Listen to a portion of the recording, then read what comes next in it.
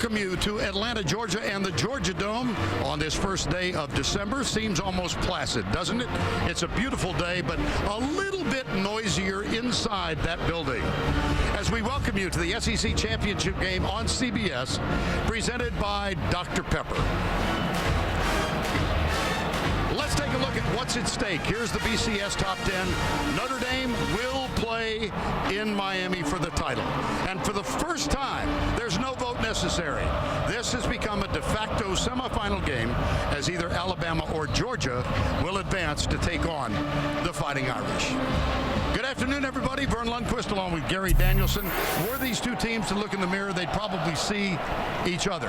Whether it's style of play, season record, so many similarities. They really are. They're built on toughness, they're built on defense, and they're built behind quarterbacks, but they like to run the ball. Look at this stat. The two tandems of the running backs kind of typifies how close these teams are built in similarities. Look at that. The two from Alabama, the two from Georgia, almost the exact same stats. Nevertheless, Gary, there are contrasts. There really are. When you look at this Alabama football team, you have to start with the offensive line. They've got really 3 All-Americans. 4 guys are going to be drafted high in the draft, and the Georgia offensive line must step up. They have some question marks. They've been playing better lately, but they have to come through on the offensive line. Well, if Georgia's to win and they're a slight underdog, what segment of their team needs to really play well? I think you know this. Alabama likes to run the ball. That means Georgia and those great defensive linemen and linebackers must stop the run first, because if they do, that means their All-American Jarvis Jones can get involved in this football game. Todd Grantham, their defensive coordinator, will line him up all over the field. They will keep Alabama guessing where he's going to come from.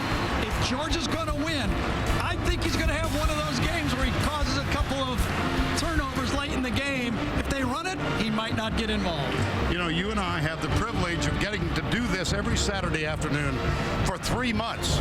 And almost inevitably, we wind up talking about quarterbacks. Well, let's do it again. You can't hide if you're a quarterback, especially if you want to be a champion quarterback. These two guys, A.J. McCarron, Aaron Murray, they know each other. They know and respect what each other has to do. A.J. McCarron's coming off a national championship. Aaron Murray, he had a couple nightmares, a few ghosts, but he's coming on hot later in the year. But you know, Vern, when you watch Aaron Murray right there and the whole Georgia football team, I don't think it's going to be the extraordinary plays. Just the ordinary plays might be good enough. Well, settle in. This could be fun as Alabama and Georgia play in Atlanta for the first time since '42.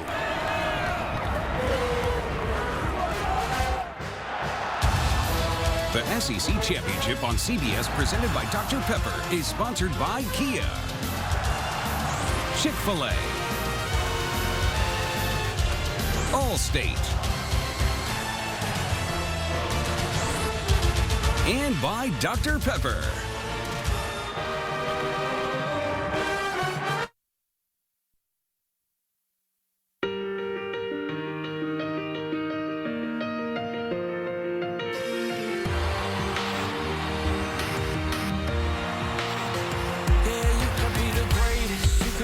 Best.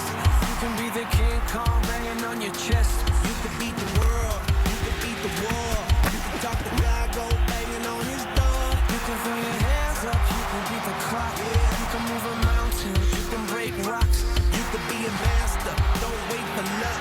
Dedicate yourself and you can find yourself. Standing in the Hall of Fame. Yeah. And the world's gonna know your name.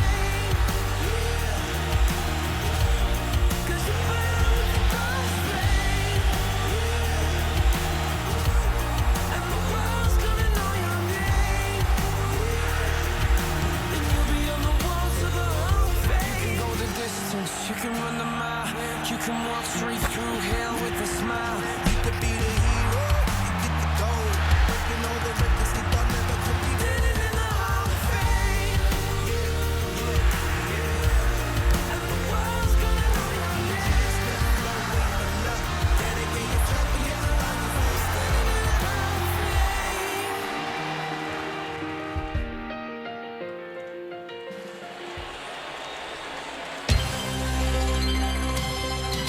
And we welcome you once again inside the Georgia Dome.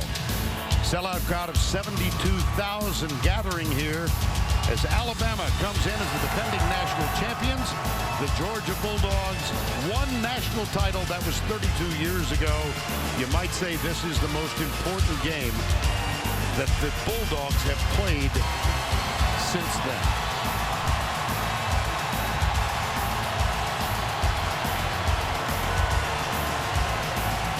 First on the field, led by their head coach, Nick Saban, now in his 6th season in Tuscaloosa. Here come the Crimson Tide.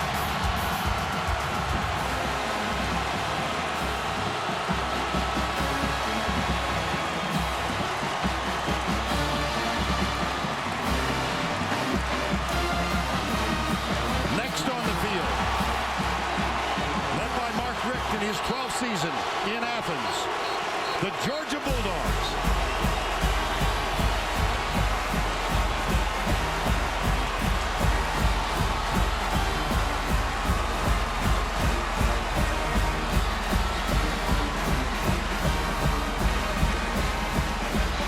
Let's go down live to Tracy Wolfson, who's with Nick Saban.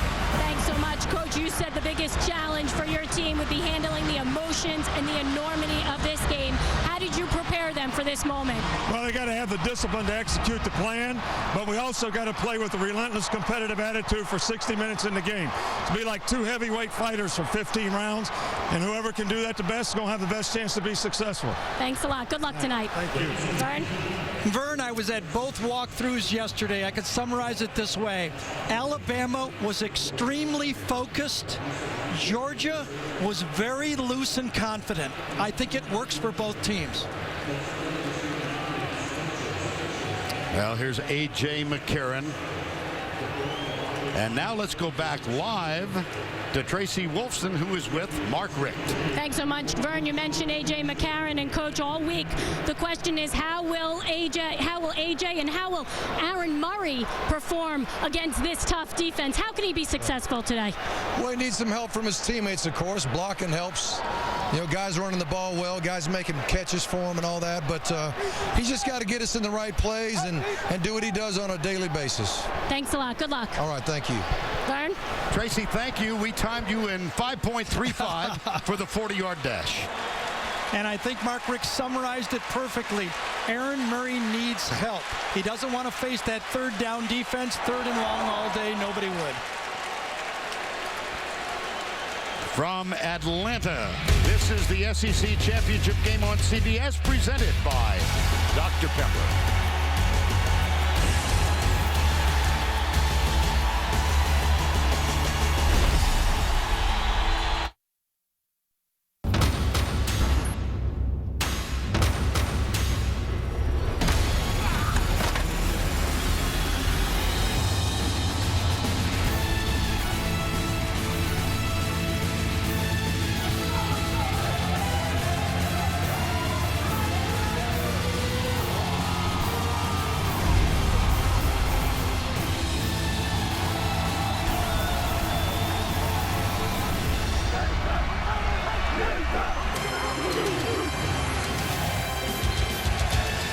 Inside the Georgia Dome, the SEC Championship game on CBS, presented by Dr. Pepper. Georgia won the toss. They have deferred, and so Alabama will receive the opening kickoff as these two teams meet for the first time since 2008. A little more at stake this time. And isn't it nice that there's going to be no opinions that matter, just on the field between the white lines? Football the way it should be. Alabama leads the all-time series. They first met in 1895. Alabama won that last meeting. 1942, the last time the two teams met here, and think about this. At that point, Georgia was number 2 in the AP poll. Alabama was number 3. That was only 70 years ago. That's a while. Yeah. Marshall Morgan will kick off, number 13. Cyrus Jones, D. Milner are deep. The game is underway.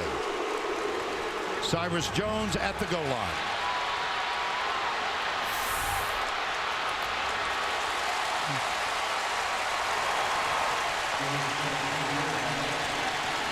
A.J. McCarron, wonderful season as he comes in to his 26th start.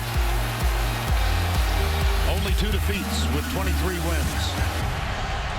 And the leader for the second year in a row with a national championship in his pocket. And as much as Nick Saban likes to shuffle other players on this football team, he does not switch up his quarterback. 3 straight quarterbacks. He's stuck with these guys. At least 20 consecutive starts. John Parker Wilson, Greg McElroy, and now A.J.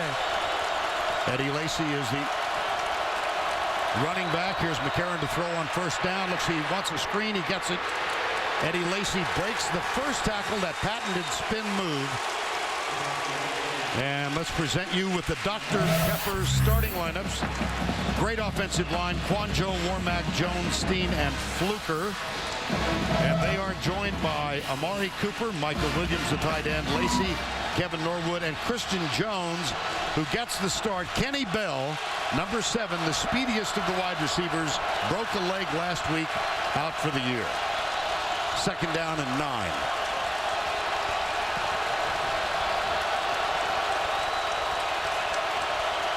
See if Georgia brings 4. Yes, they do. Jarvis Jones was coming, the pass complete. Christian Jones. Tackled by Bakari Rambo. Gain of 22. Well, in the slot, Christian Jones has taken the place of Kenny Bell. And look at the perfect throw and the big run and catch afterwards. Both staffs knew the other team would go a little bit up-tempo. Georgia's not surprised. Alabama goes up-tempo. Eddie Lacy with the carry. No, it's interesting, don't you think, that they gave a little sense of that last week? They did. They kind of went a little dress rehearsal last week against Auburn. Hard to say that playing against Auburn in dress rehearsal, but it really was. 2nd down 7, gain of 3. They've already flopped Jarvis Jones to the other side over here. You're going to continue to move him around, so when Alabama breaks the huddle, they're not sure where to help on Jarvis Jones. Amari Cooper, bottom of the screen, matched up with Sanders Cummings, number 19. McCarron throws it away at the feet of Eddie Lacy. Let's introduce you now to this Bulldog defense. Garrison Smith, John Jenkins, Washington. The linebackers: Jordan Jenkins, Mike Gilliard, Alex Ogletree, and Jarvis Jones. And the secondary: Cummings, Williams, Rambo. He's the defensive player of the week based on last week's win against Georgia Tech. 3rd and 7.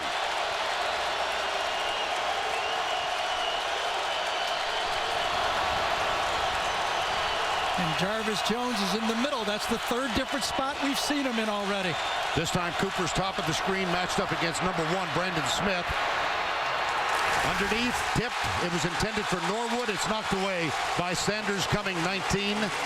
And Alabama will punt. Well, the Georgia defense played excellent defense. One play, a slant play, was the only play that Alabama had any success on.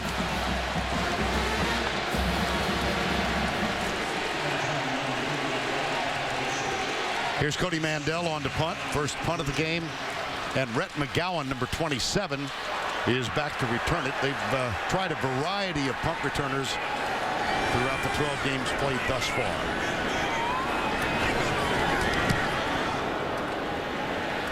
Mandel. It bounces, touchback. Good disguise by Mandel. He confused the gunner for Alabama and allowed that ball to go out for a touchback. Georgia gets the ball. Nick Saban's team goes on defense.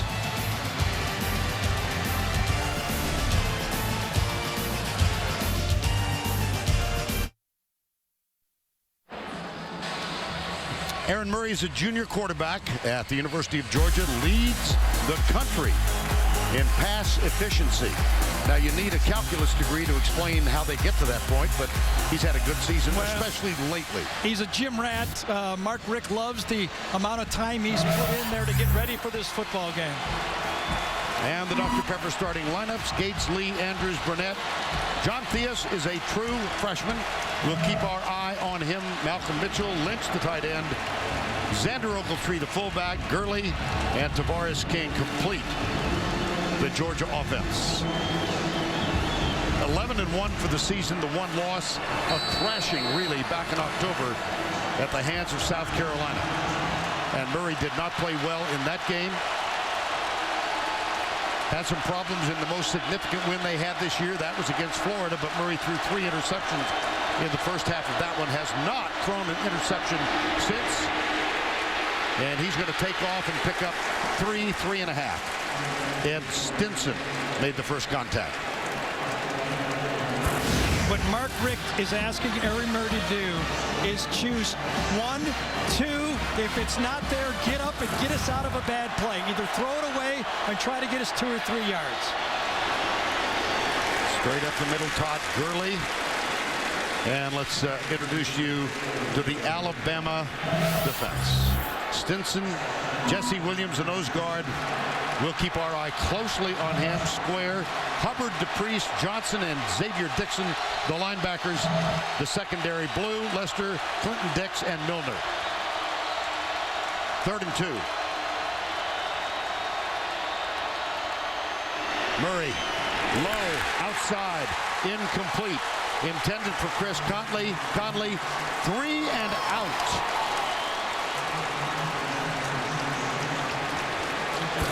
Well, it was the first down play that really caused this. The ball was a little outside, but actually the first down play really set the tone for that 3rd down pass. Really telling, though, Georgia believed in 3rd and 2 they needed to throw the ball. Colin Barber is on to punt. He specialized in forcing fair catches this year. Almost half of his punts have been fair caught.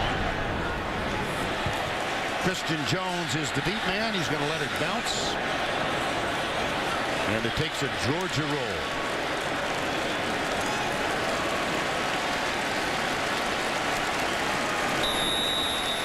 Connor Norman is down. 53-yard punt. Time call.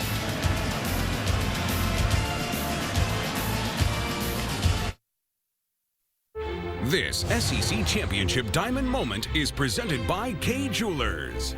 The 2009 SEC Championship featured number 1 Florida and number 2 Alabama in a rematch of the previous year's game won by the Gators. Heisman Trophy winner Mark Ingram rushed for 3 touchdowns, and game MVP Greg McElroy threw for 239 yards and a touchdown, and Alabama won, clinching its 22nd SEC Championship.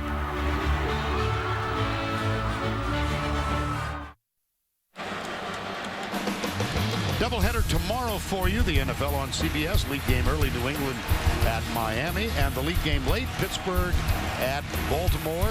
On CBS, the home of the Super Bowl. It all begins with the NFL today, tomorrow, 12 noon Eastern. JB and the gang, presented by Southwest Airlines.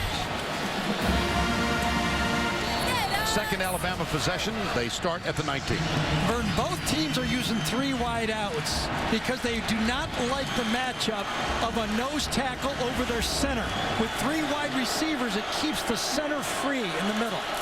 Eddie Lacy gets the handoff, cuts back, gets into the secondary, and is down short of the 30-yard line. The tackle made by Sean Williams.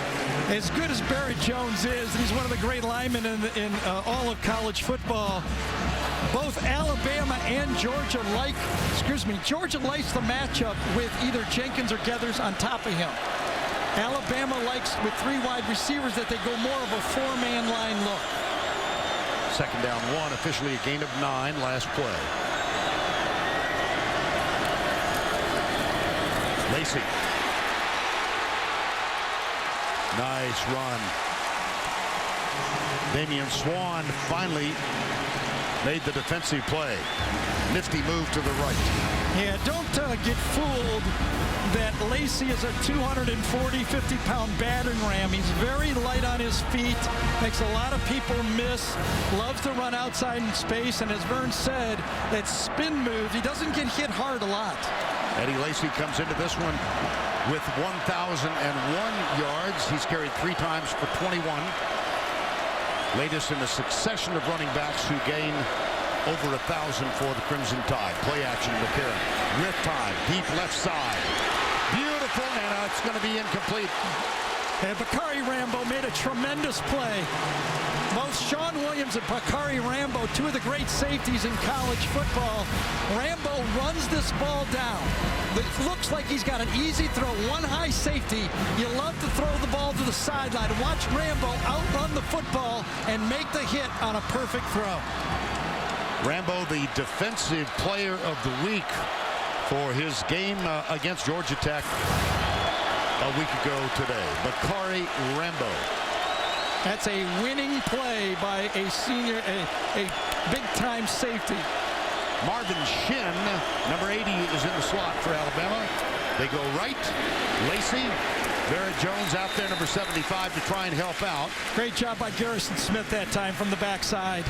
Read that screen. Everybody who watches Alabama knows they like to feature that running back screen. And Garrison Smith, number 56, comes from the left side of the screen, sees it, reroutes, and comes from behind to make the tackle to give it third and medium. Officially third down 4.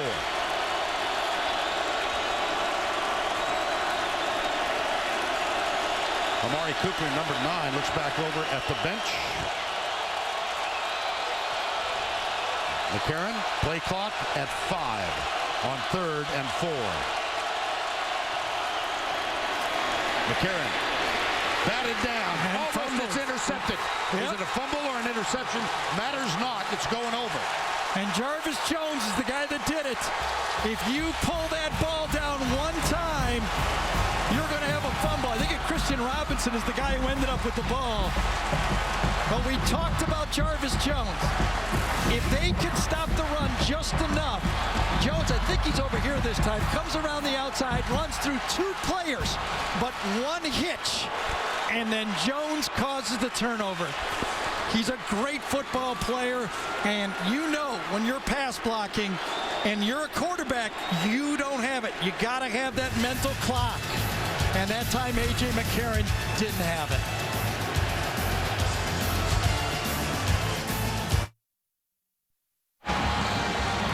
Aaron Murray and his Georgia teammates were in this game last year, actually led 10-0 against LSU at the half, but really, Gary, a game of missed opportunity. It really was early. Easy plays. Tavares King dropping a touchdown pass. Malcolm Mitchell, as easy as you can get it. Here's a drop, an interception that could have changed the game. We talked about the ordinary plays, and you know what, in big games, they become extraordinary because of the scope of the game. So, the first turnover of the game, it was ruled a sack and a fumble by A.J. McCarron, recovered by Christian Robinson, number 45, who is Aaron Murray's housemate. Murray, first quarterback in the SEC with 3 consecutive 3,000-yard seasons. First down and 10. That didn't look right. I think Todd Gurley started soon on that one. Snap, false start. Number 3, offense. 5-yard penalty remains, first down. Tom Ritter heads the crew officiating this game. Well, we can understand there's a little nerves going on out there. Oh, it was the shift by the Alabama defense that caused Gurley to pucker and move. And so first down and 15. Malcolm Mitchell is wide to the left. They'll hand it off to the freshman Gurley. He's had a marvelous year sharing that spot with a fellow freshman, Keith Marshall, but Gurley, explosive start way back in September. Most by a freshman. Noshawn Marino was a redshirt freshman in 07. And then that guy named Walker back in 1980 had a pretty good season. Here's Murray, screen pass, left side, got some room for Gurley. Breaks a tackle. I mean, he broke the tackle, or the tackle was missed. Well, I think there was a block from behind on the play that time, and this one's going to come back. One of the wide receivers, I'm not sure which one it was, got a late block on the play. I think it was Tavares King, number 12, yes. And that's going to bring that ball. Well called play. Offensive coordinator Mike Bobo going up against his former Georgia Bulldog. On the illegal block in the back, number 12, offense. 10-yard penalty for the spot of the foul. Replay second down.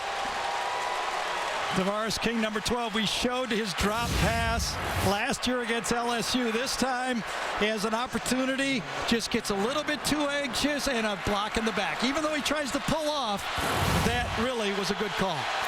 Ran through Dion Blue. And now we're going to have... Just wanted to point out, Mike Bobo, good buddies with Kirby Smart, coordinator for Alabama, the D coordinator. There's Mike Bobo, Georgia quarterback. Kirby Smart, of course, a defensive back for Georgia. They're matching wits here today. That was a good call for Bobo. He had the right call dialed.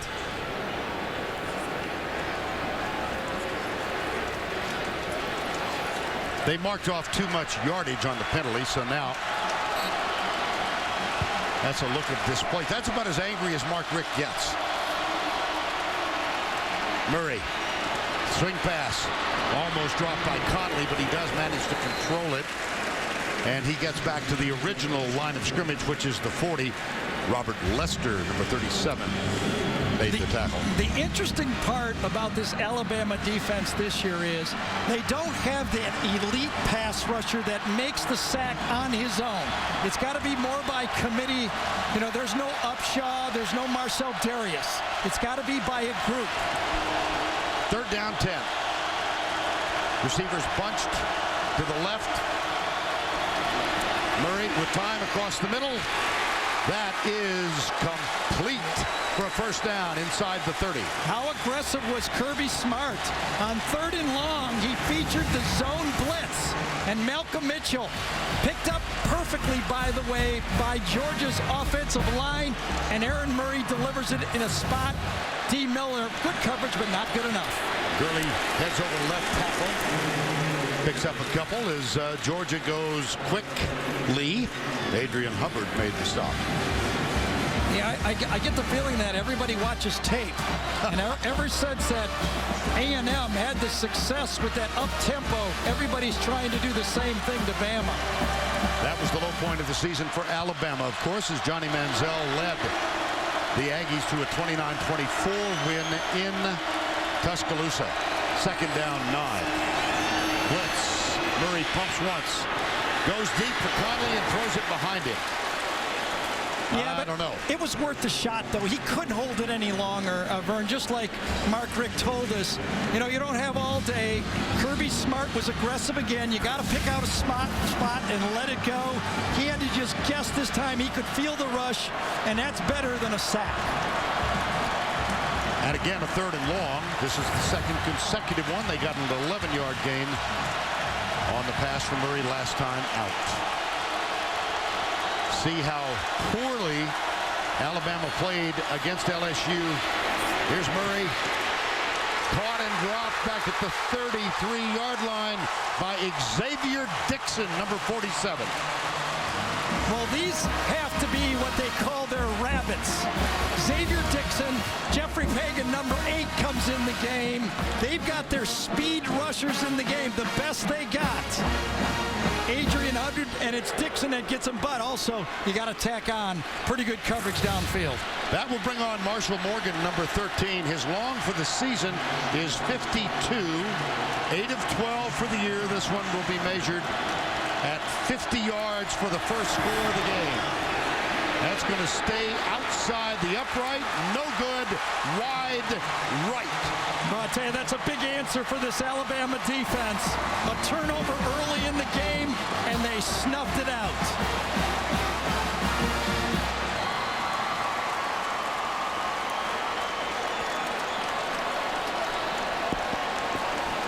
Well, we expected a big afternoon from Jarvis Jones. He's not disappointed here early. That's the sack. And now Marshall Morgan reacting to that 50-yard field goal wide to the right. Nick Saban's team has the ball back.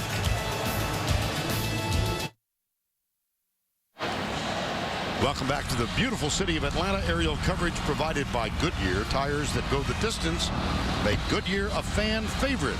Goodyear, more driven. Got a sports fan on your gift list?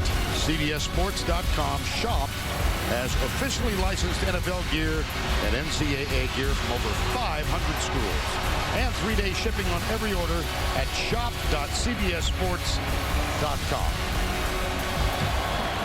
Nice defensive stand by the Crimson Tide. Missed field goal after the fumble recovery. Barrett Jones getting ready to snap the ball back to his quarterback, and we will now see T.J. Yeldon, the freshman, in the backfield.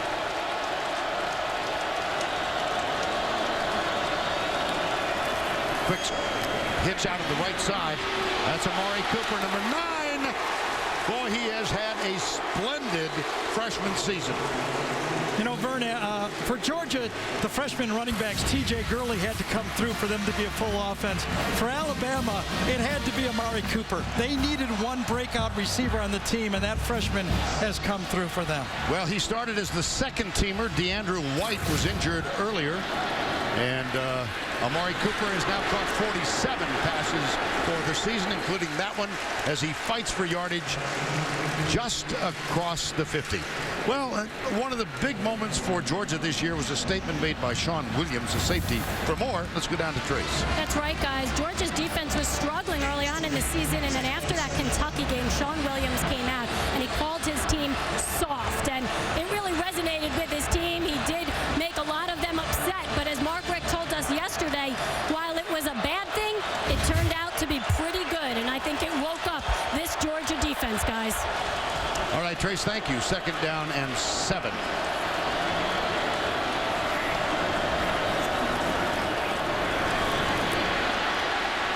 Yeldon. Well, that was after a poorly played game against Kentucky. Georgia won, but didn't play particularly well. Look, since that quote, Gary. Yeah, that was the Florida game. Now, you also have to look at who Georgia was playing. They didn't catch a lot of elite football teams, and also, though, distorted a bit. 2 of those teams, Georgia Southern and Georgia Tech, were wishbone teams, so that rushing thing is a little bit out of whack, too. They're a better rush defense than their stats show. 3rd down 3. Remember last time it was 3rd and 4 when they had the sack. Let's see what they do this time.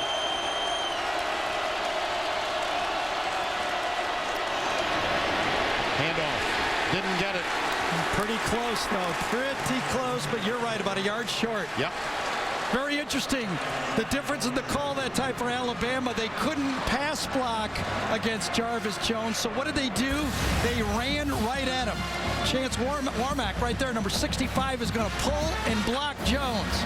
But inside, no push. Good job by that defensive line inside. No push inside. That's good run defense, and Alec Ogletree comes from behind to make the tackle. 4th down and 1 at the 44, and Cody Mandel comes on as Nick Saban will go for the punt. Rhett McGowan is back at the 10-yard line. Oh, it's a fake. No, timeout. Wow. Timeout, delay a game. It would have been a 1st down, too. Delay a game. Prior to the snap, delay of game, offense, 5-yard penalty remains, 4th down. They had it, too. Sure did. I heard the whistle before the snap.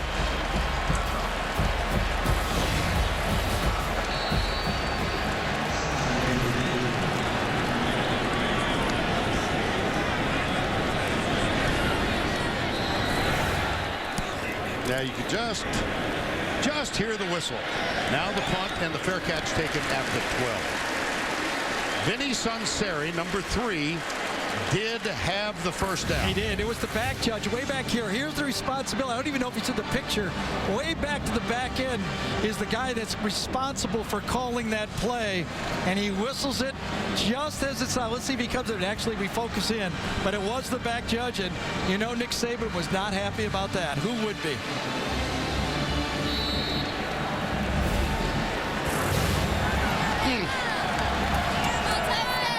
36-yard punt, fair catch, Georgia football. 1st down 10.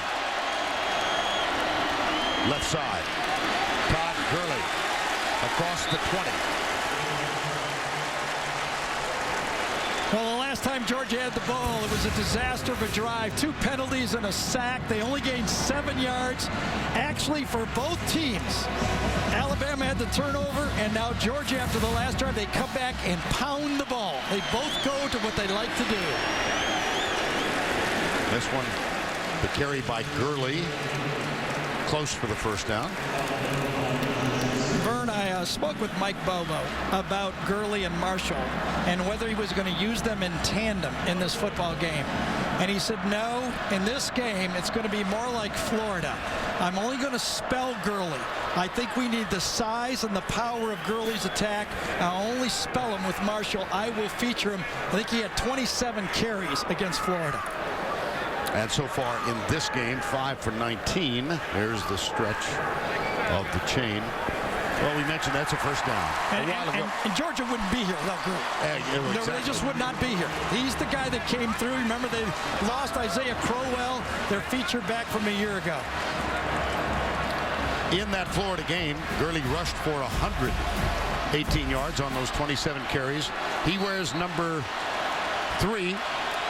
Marshall wears number 4, and their teammate Tavares King nicknamed them Gershel because Herschel wore number 34. Xavier Dixon with the tackle.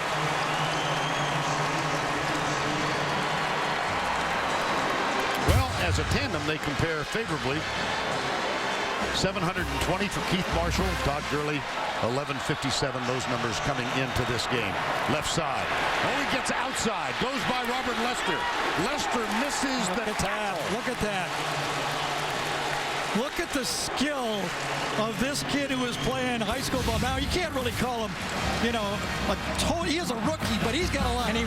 And into the secondary, and Deion Blue has to make the tackle. But a first down, just running the ball off tackle, that is a big series for Georgia, being able to run the ball for a first down. And on cue, Keith Marshall comes on the field. Georgia with a 1st and 10 out of the spread. Murray, effective. Throws it incomplete. Yeah, but he saved about 15 yards by getting that ball out of bounds.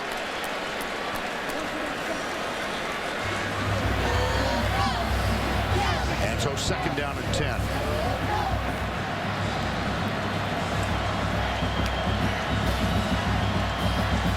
Kirby Smart, defensive coordinator. Gary mentioned almost like a brother to Mike Bobo is what he told us yesterday. They grew up. Their dads were highly successful high school coaches down south. And they were ball boys and first met each other in elementary school. Snap. False start. Yeah, got you. False start. Offense number 26. 5-yard penalty. Well, the same thing happened.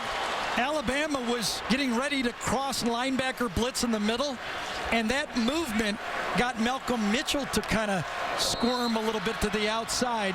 Both false starts because of movement by Alabama's defense.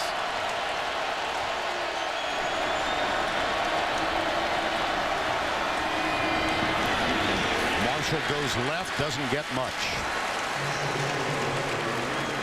Under 2 to go, opening quarter. This is where Aaron Murray now has to be a smart football player. Yes, 3rd and long, you'd like to pick it up, you'd like to move the chains, but you can't take big risks with the football here. Nothing wrong with the punt. It's still the first quarter of this football game.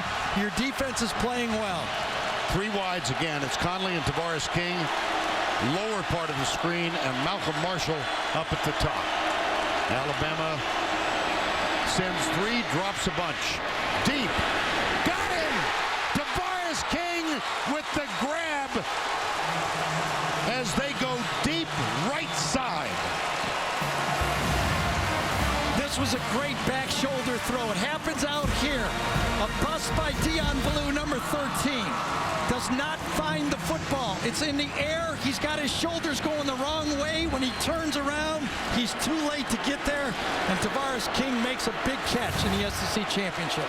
That's a gain of 34 and a first down 10. Murray looks for the screen, fires it left, no screen, just a little underneath pass. C.J. Mosley, the outstanding linebacker who is a particularly effective defender of the pass, made the tackle.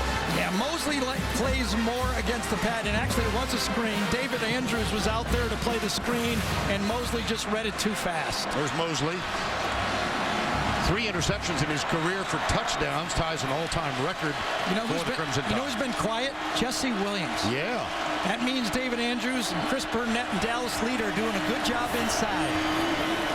Left side they go. Gurley back on in the backfield. And the tackle made by D. Milner.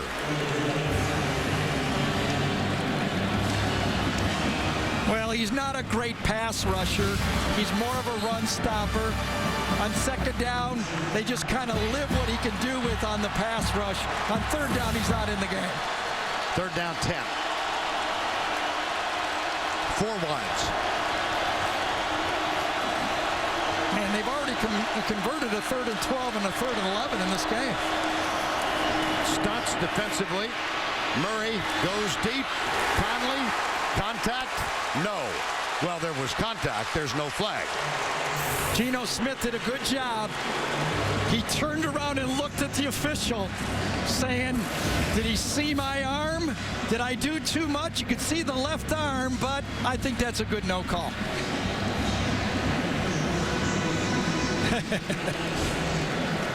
You know, and I think the Georgia team has looked at Aaron Murray and say, they got their guy, we got our guy, let's play. That's the end of the first. We're scoreless in the Georgia Dome. Berth in the national championship game is on the line. We'll return after this message and a word from your local station.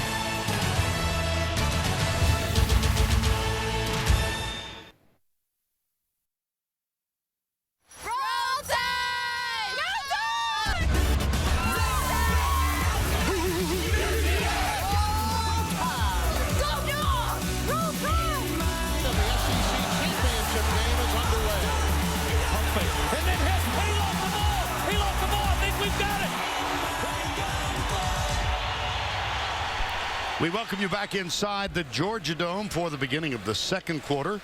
After the first scoreless first quarter in SEC championship game history, this game initiated in 1992 in Birmingham. Played a couple of seasons there under the leadership of former Commissioner Roy F. Kramer, who, with his wife Sarah Jo, is in attendance at this game. Fake! How about that?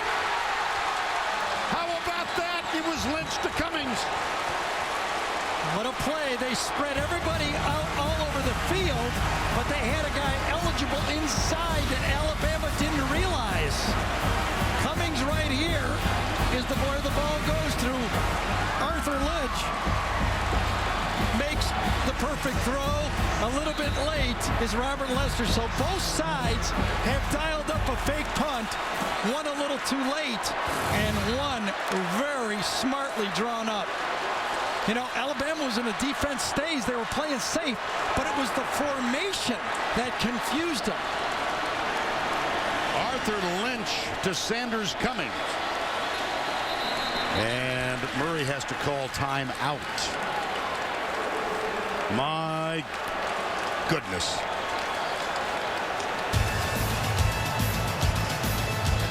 Georgia calls time, but they do have a 1st and 10.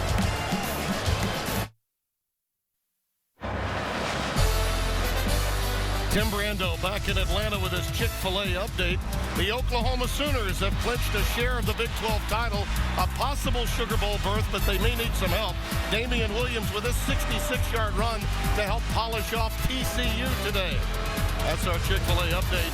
Surprise, surprise, a big play by the Georgia Bulldogs. Vern Lundquist, back to you.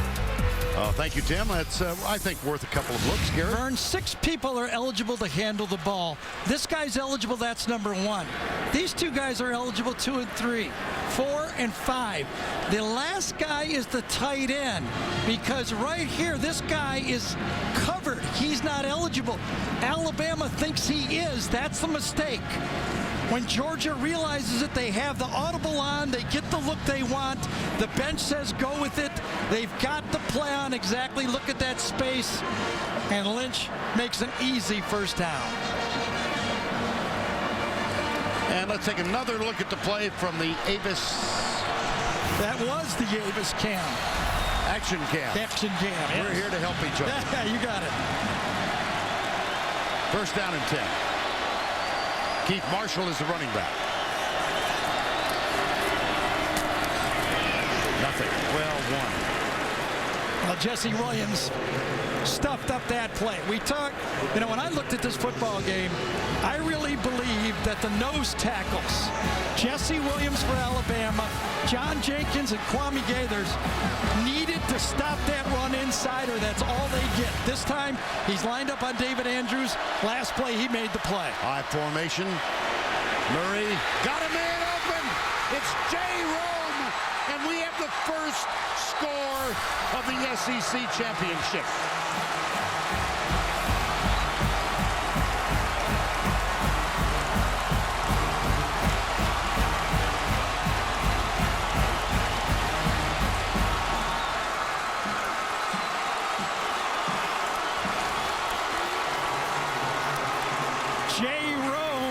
Who plays basketball, he probably is getting a text from Mark Fox right now. Right. 19 yards, Morgan for the extra point. Yes, baby. It was a great read, Vern, by Aaron Murray, because Alabama was trying to disguise two safeties, but right before the snap, Robert Lester comes up to be the 8th man in the box. Murray keeps his eyes open. He sees it. He knows he's got the tight end. He throws it away, and this time, compared to 2011, Georgia's not dropping those touchdown pass. Murray on target. And the Georgia Bulldogs, on a 13-play drive that took 87 yards, now lead 7-0.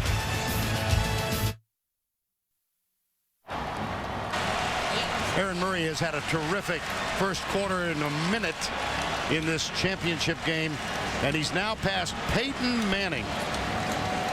It's always good to pass Peyton Manning. That can't be bad.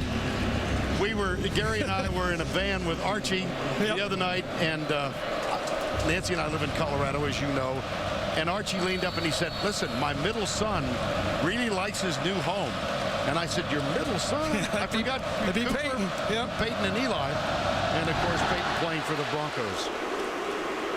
And playing quite well, don't you think? Yep. Here's the kickoff. That's Silas Jones. And Alabama's got the ball. Did you expect... Sure. Two fake punts? Well, no, that's a good point. I admit, but both coaches, I think, respect the other team's defenses. They know every possession counts so much. They know the yards are going to be hard to come by. I mean, these are solid, tough defenses. Right. It's kind of the story of 2012. It's been the big defensive teams. Notre Dame has got there with a good, solid defense, too. And in this league, defense has ruled.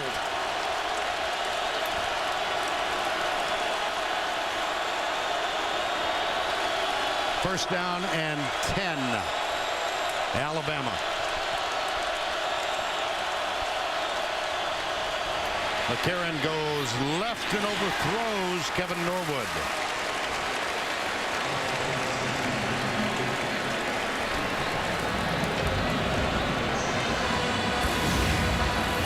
Matched up against Damian Swan. Ball's a little high. I think you can feel that A.J. McCarron understands he's not going to be able to sit all day before he pulls the pin, meaning he's got to get back there in rhythm and throw the football. That Jarvis Jones coming off the edge, he knows he's going to get there if you dally at all. Jarvis Jones up on the line on the left side toward the bottom of the screen. Now backs off. No, now he's backed up. Here he comes. P.J. Yeldon in jail. Alex Ogletree, number 9, with the tackle. When you watch this Georgia defense play, you can understand why Sean Williams was so frustrated, as Tracy pointed out with that quote after the Kentucky game. There's talent all over the defensive field. They've got 9 or 10 guys in that defense that are going to play in the NFL. Alec Ogletree is another one of them. 3rd and 11. Alabama yet to convert a 3rd down in this game. 0 for 3.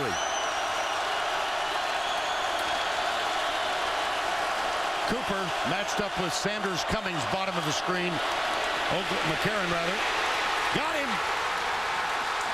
John Jenkins, the nose tackle. Number 6. You know, somebody must be doing well in the secondary, because right now, A.J. McCarron is looking down there and having to hold the ball too long. Just looks like a zone defense. That's all it is. They're playing combo. Nobody to throw the ball to. Might have come down to the bottom of the screen, but he couldn't see him. And this time, feeling the guys on the outside, and then Jenkins just runs right into him. Another defensive line play for Georgia. Mitchell is deep this time. Here's the punt from Mandel. And the catch taken by Mitchell. He heads right. Oh, boy, did he got away with the block. It looked like we might get an illegal block in the back, but no flags. Corey Moore, number 39. That's a 42-yard punt and 7 on the return. John Jenkins, the nose tackle. Rather large man.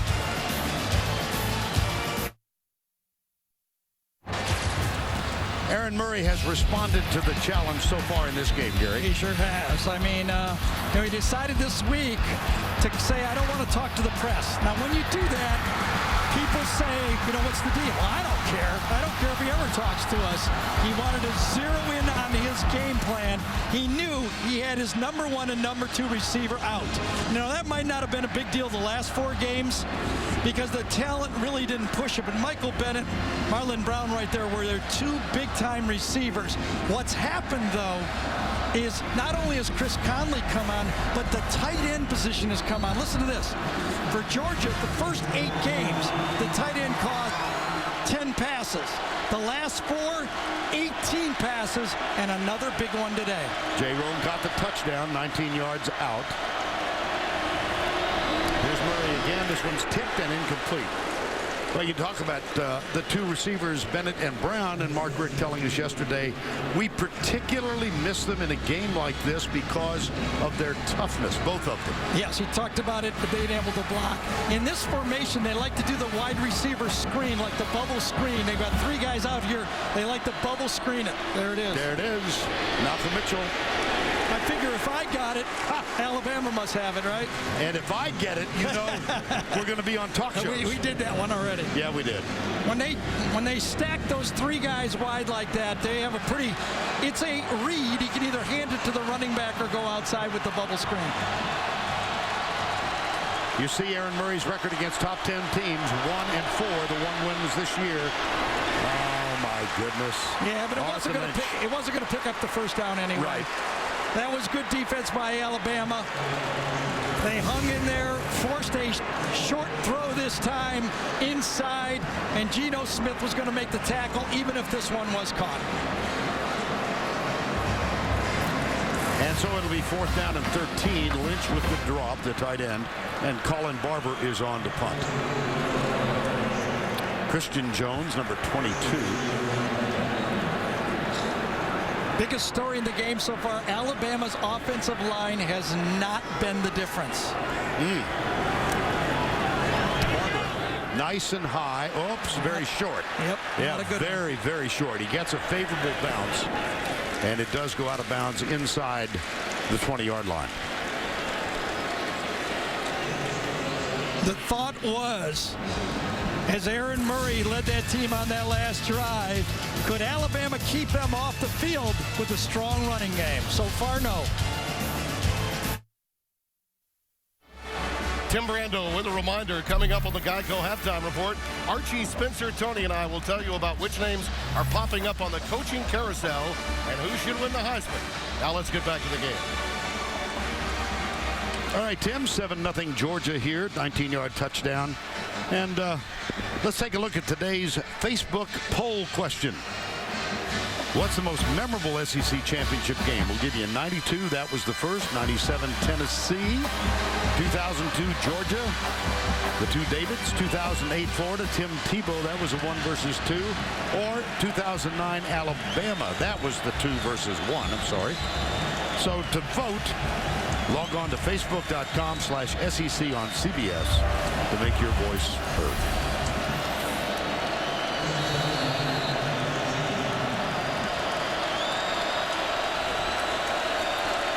Might say Alabama's struggling on offense.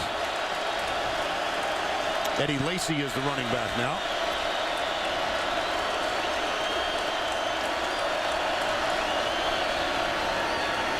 McCarron goes deep. Amari Cooper. My.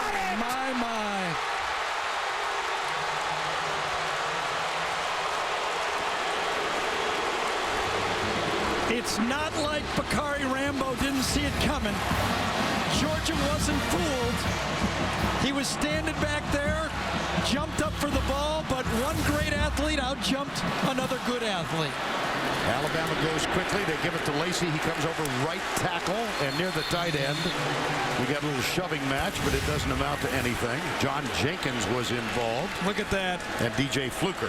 Wow. I guess you know why a guy like Johnny Manziel, there's nobody too young to have any impact in these games. Now, these guys that are coming out now are ready to play at a really young age.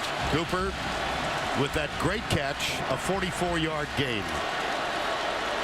Second down. Barrett Jones is really struggling inside, but the big size of the Georgia when they got a guy on his nose.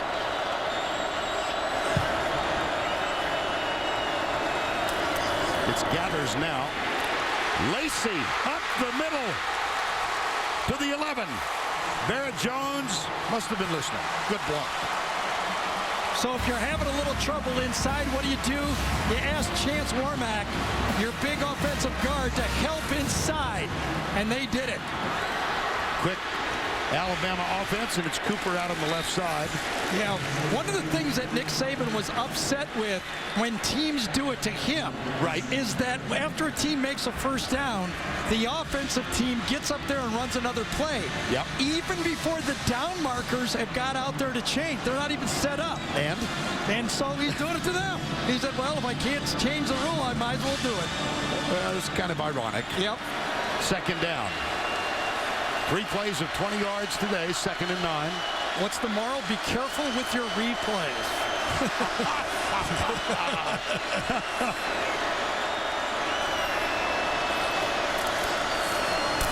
They tried the middle, right side. Yeah, Conjo thought he had a block, but he did not have a block. Lacy with the carry. And the Verizon Red Zone stats for Alabama. Touchdowns on 39 of 53 trips inside the red zone. 74%. That's 13. Oh, well, don't need to be a math major to figure that out.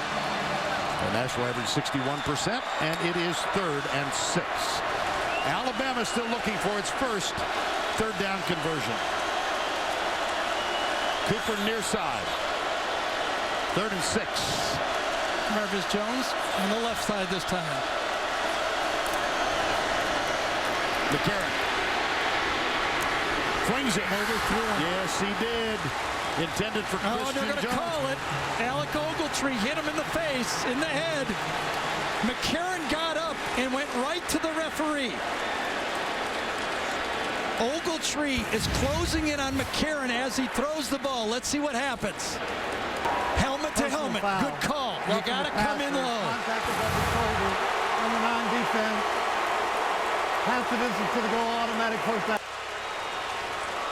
That's the play they're trying to get out of football. And you have to get out of football. McCarron knew it, took it right on the jaw. Another reason why he might have thrown it high, too. McCarron, watch him turn around and go, what's the deal? Hit me right in the face, and he got the call. And so on 1st and goal from the 4, nose tackle Jesse Williams comes in as the blocker. Number 54 will line up directly behind McCarron. And Eddie Lacy is the running back.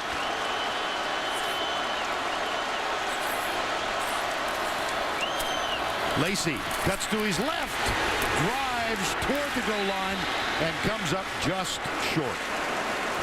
Michael Gilliard with the tackle.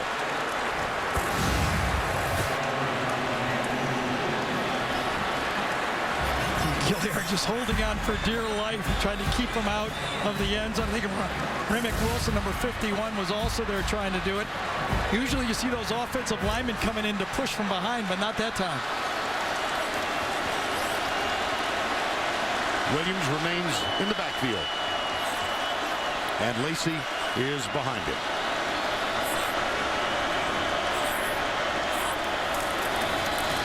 Lacey. Oh, man. Wow. Ball's out. Ball's out. McCarron on it. I think Lacey tried to reach the ball over the goal line, and that's when it came out. But what a hit right at the goal line. It was Ogletree first. Alec Ogletree, Vern says, the guy who had the penalty, like a linebacker should, and that ball comes out, it's free, and A.J. McCarron, yes, he did have the ball out, but wow. It was actually his second effort when the ball came out.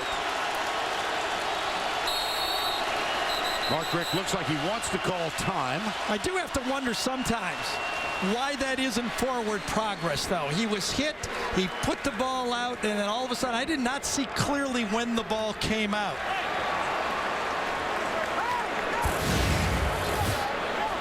Let's see if we can get a better look at this. They are going to review this. Okay, there's a hit. He stopped.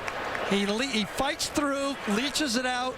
Yes, that's a good call. I think that's going to hold up. I think that will hold up. Lacey stayed alive on the play. Great hit by Ogletree. But then when he goes his second effort to reach it out, that's when the ball pops out.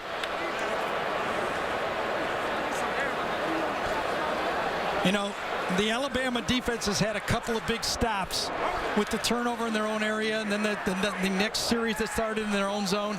But this would be a huge goal line stand for Georgia.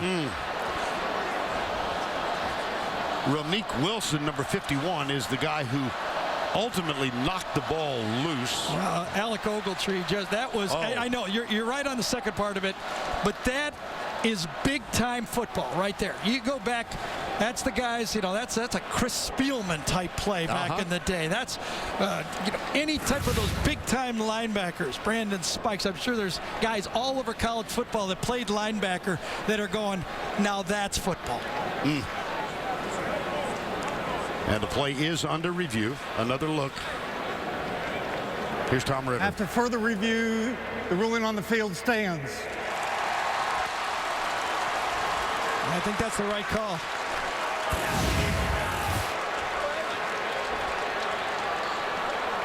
He gets stunned, but he reorganizes and takes another plunge for it. That's when the ball pops out. Nice heads-up play by A.J. McCarron, too. Yes, it was. And now 3rd and goal, midway through the second quarter. And, you know, Vern, if the ball was on the half-yard line, you might think Alabama might use 2 more downs. But from here, I think unless they get it real close, this will be one shot at a touchdown and then a field goal. Cooper, top of the screen. Sanders Cummings defending him. 3rd and goal. 3-men split, wide right. Comes the corner blitz. McCarron into the end zone. Intercepted. Back shoulder throw. What a play by Sanders Cummings. They went to the back shoulder throw on man-to-man coverage, and Sanders Cummings makes the play. Ruled a touchback out to the 20. How about that? He stepped out of bounds after the interception. Boy, Cummings just anticipated the play. Amari Cooper was thinking maybe it would go deep. A.J. McCarron and Cooper were not on the same page. What a goal line stand for Georgia. McCarron has thrown his 3rd interception of the season. Toss right. This is Gurley. Flag is down. Yeah, holding. I think it was holding inside that time, and it was David Andrews that got the hold.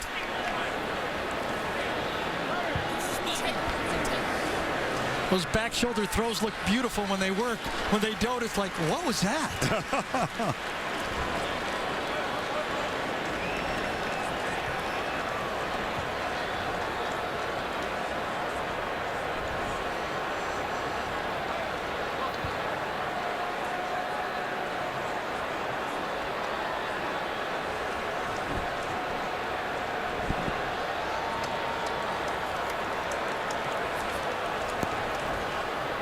Holding, number 61, offense, 10-yard penalty, replay first down. You know, it is, as a quarterback thinking about that back shoulder throw right there, that's a trust throw. You throw that ball, you're just, you know, confident that your guy is going to either get it or knock it down. That was a great play by Sanders Cummings. And after the penalty is marked off, Todd Gurley right side. Ed Stinson with the tackle. I'll tell you, the word that keeps kind of popping in my head as I'm watching this is vicious football. You got to be a man to come out on the field. Well, I'm just thinking it's grown man football. Yeah, but it's vicious. That goes back to the comment from Sheldon Richardson in Missouri, watching Missouri or Georgia's first game, and he said it's old man football. Yeah. Georgia won that game at Missouri and held up a sign. It's grown man football. Third down and 6.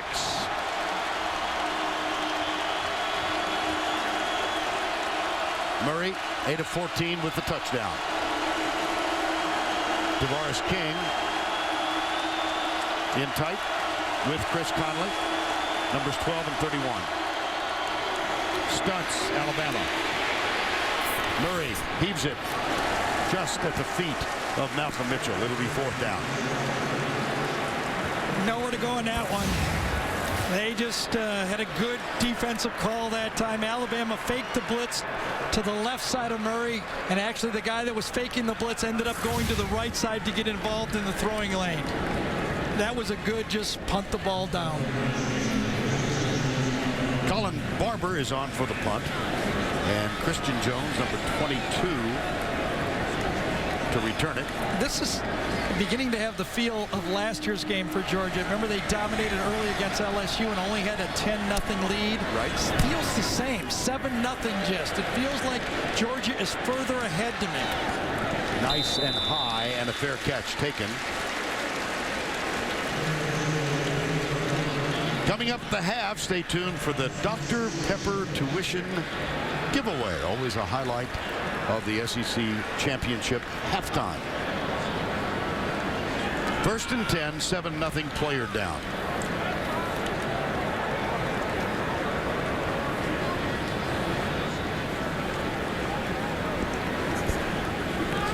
Costa Boblis, who is a special team star for Georgia, is the injured player.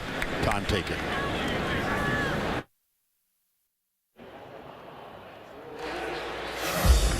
Back in Atlanta, Tim Brando with your Heisman Watch, brought to you by Nissan. Well, he may not be a Heisman candidate this year, but perhaps there's one in his future. Kevin Hogan with that big touchdown pass to help lead Stanford to the Rose Bowl. Now tonight, a real candidate, Monty Ball of Wisconsin, will be on display in the Big Ten title game. And Colin Klein from Mini Manhattan will be taking the Kansas State Wildcats in to take on Texas. That's your Heisman Watch. Let's get back to Vern and Gary. All right, Tim, thank you. Good to have you in the gang with us. Let's take a look at the last drive. Gary? Well, Georgia gets down there very close. You figure they're going to, after the big play, a jump ball that Amari Cooper makes a huge play, you figured Alabama's going to stuff it in. But Ray McWilson, number 51, cleans up a hit from Alex Ogletree, and Sanders Cummings gets the back shoulder play. Todd Grantham, the defensive coordinator, the emotional coach for Mark Richt. By the way, he coached and served under Nick Saban's staff at Michigan State. So both Saban and he probably learned Nick's defense very similar. We talked about the similarities in the open. On 1st down 10, 5:04 to go in the first half. Alabama trailing by 7. Hand off to Yeldon. The freshman comes right. Tackled by Bakari Rambo. Well, let's update that Alabama possession chart. Punt, fumble, punt, punt, interception. Yeah, and Bama fans are going right now, gee, that's what our opposing charts usually look like when we're watching Alabama football. That's what they usually see from the other team. Georgia susceptible to the run throughout the season, but holding strong defensively so far today. 2nd down and 4. Right side. Yeldon got a first down. See, that's what I think Alabama has to do. Jarvis Jones is such a good pass rusher. They need to make him play the run. I think they need to run right at him, put big Michael Williams on him, pull Chance Warmack at him, make him play every down so that he starts to wear down towards the end of the game. 1st down 10. McCarron for the game is 7 of 8 on 1st and 2nd downs. Not so successful on 3rd thus far. See if they throw on 1st down here.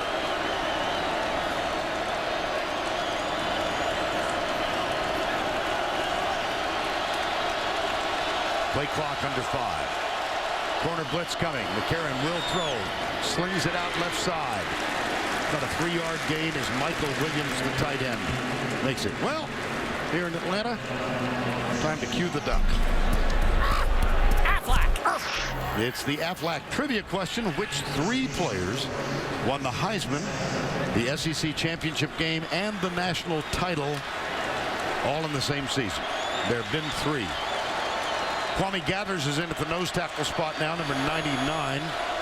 Shares that position with John Jenkins. 2nd down and 7.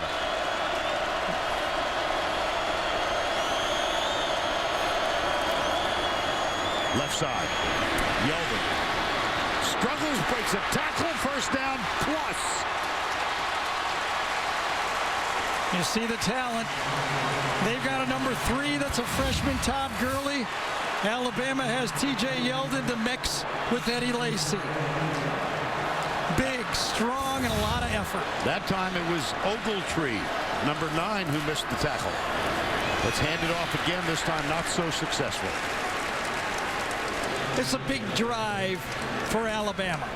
They know, looking at the clock, 2:30 to go in the 1st half. Georgia gets the ball to start the 2nd half. You know, they got to get a couple 1st downs. They've already done that. They couldn't give Aaron Murray the ball to end this half and then start this next half. 2nd down 10. Cooper wide to the left. Norwood in the slot, up on the line now. Eddie Lacy is the running back. McCarron hands it to Lacy, who comes right, gets a great block, and it's a foot race. Lacy, touchdown, no flags.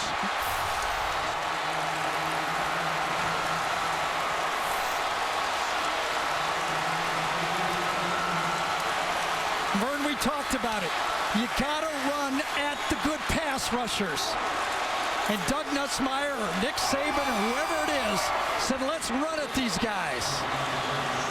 And that time, the offensive line and those big tight ends ran right at Jarvis Jones. Jeremy Shelley perfect this year. He's not missed a kick, field goal or extra point.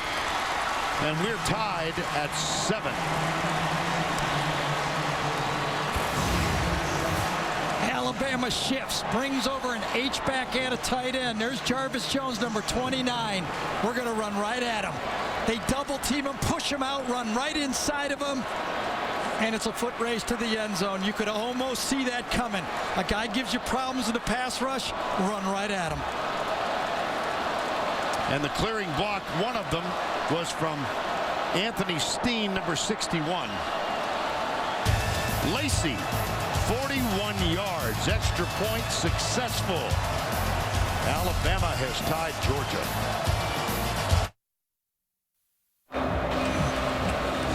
And now it's time for our Home Depot tools for success. Let's take a look at the last play. Well, Vern, this time Alabama put both of their sharp tools and big tools on the same tide. Michael Williams and Brian Vogler gets the block here, but watch Vogler get 2 blocks. He gets the first down block right there, but then he comes off to get Sean Williams that makes the touchdown block right there. You get 2 blocks from Williams and Vogler, so you get a first down block and you get a touchdown block. That's how you use your tools. 41 yards for number 42. And we are tied at 7 with just a tick under 2 minutes remaining. Kate Foster will kick off, number 43 for the Crimson Tide. Malcolm Mitchell is the deep man for Georgia.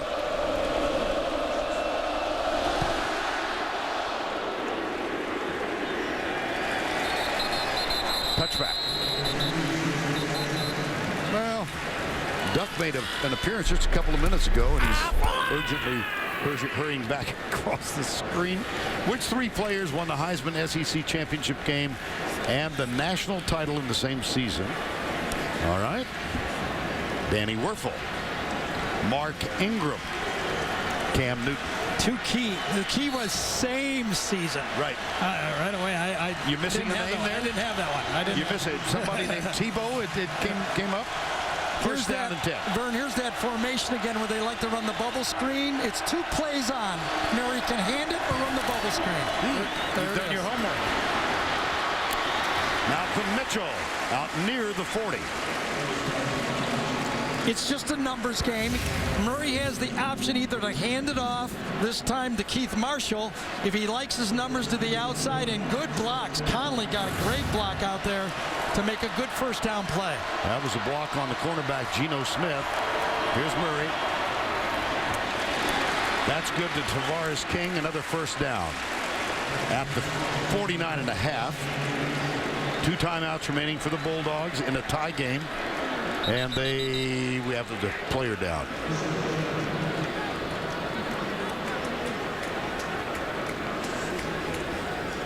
That's Ed Stinson is the injured player. You know, the spot I wouldn't want to play as a true freshman is tackle in this league. John Theus has played all year at right tackle, a true freshman, and he's been holding his own in this game. Now that comes back to the point that Alabama does not have that elite pass rusher. Georgia felt that they could match up and not have to help Theus in pass protection. So far, it's working out. Well, assistance given to Ed Stinson as he comes to the Alabama bench. 97 seconds to go before the break. Murray for the afternoon, 10 of 17, 96 yards. And a touchdown toss. Looks deep. Oh, he's got a man open. It's intercepted instead. The throw was short. This is Clinton Dix.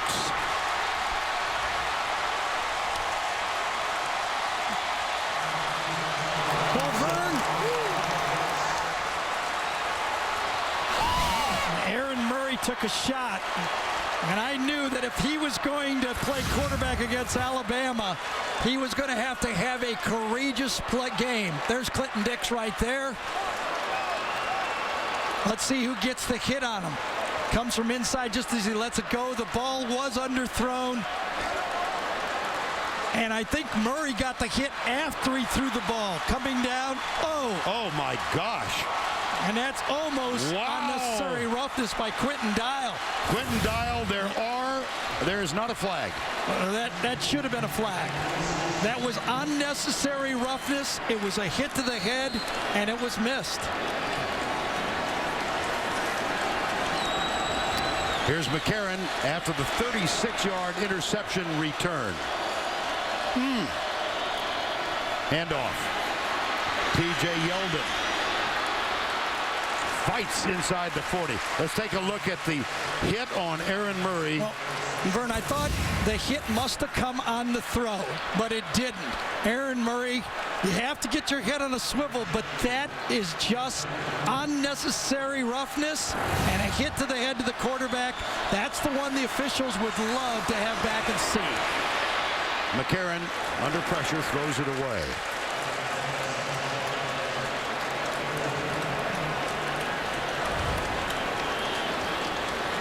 Now, Chris Conley was open on that play, and then Murray underthrew him. And remember, Georgia is trying to redshirt their backup quarterback. Geico halftime report coming up with Tim and the gang here in the Georgia Dome. 3rd and 2. Alabama yet to convert. They call a timeout. It was Georgia. Oh, Georgia. Yeah, Georgia did. So Georgia left with 1.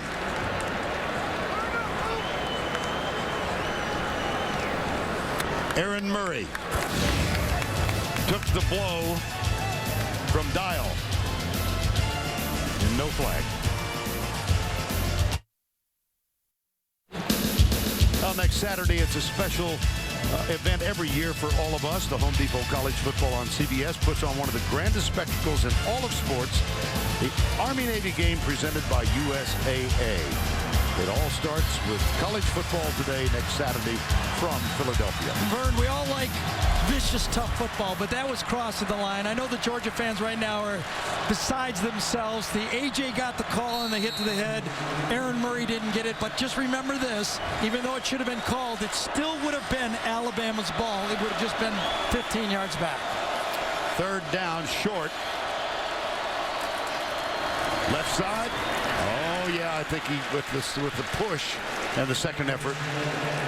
Only 35 seconds to go. Clock stops while they reset the chains. Alabama has all their timeouts and they're trying to save them still. I thought it would have been a good time to use one right there. 1st down 10. First 3rd down conversion of the ball game. Yeah, this has cost them way too much time here.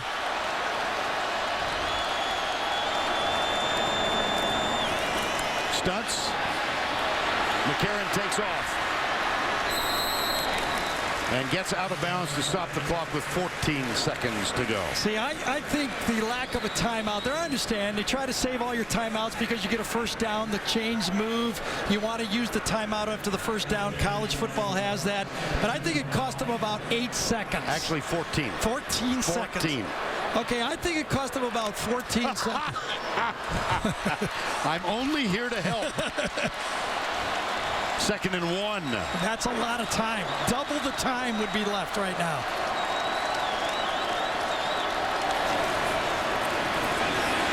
McCarron will rumble again. Look at that move to the left.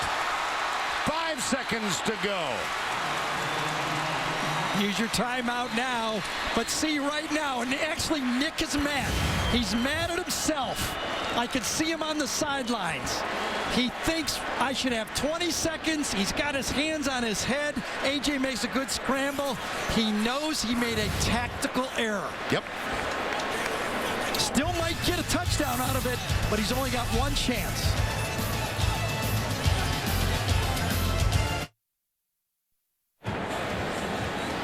There's Nick's reaction after he called timeout. He was either upset with himself for not taking the timeout or his team for not staffing it. I think they're going to go field goal. They don't have time. You know, there was a play in the game. Drew Brees let one go, and he didn't get a playoff. I think Drew Brees right now is saying kick the field goal. And Jeremy Shelley is on. You see his stats for the year. And look at this. Alabama goes into halftime with 2 timeouts. And it cost him 14 seconds by not taking the timeout. They would have 2 more plays had they taken the timeout. McCarron will hold. Carson Tinker is the snapper. Kick is good.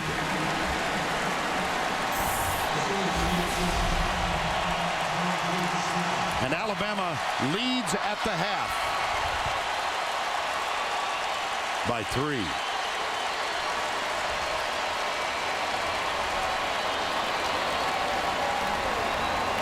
Fascinating first 30 minutes of football. Yeah, you better be a tough man to play football here today. Vicious was a good word, Garrett. Yep. Alabama got 10 points in the last 159. Tracy is with Georgia coach Mark Richt. Coach, Aaron Murray took a big hit there. Can you tell us how he's doing? I think he's fine. Are you concerned at all about his availability in the second half? No, he'll be fine. He's good. Obviously not the way you wanted to go in the half with those 2 scores. So how do you regroup, and especially after what happened last year in the second half? We just got to play hard. We just got to keep playing well. I think we're playing pretty good overall. You know, that pick at the end hurt us, of course. You know, we got gapped out on one play. They took it to the house. They're a good football team. Thanks a lot. Vern?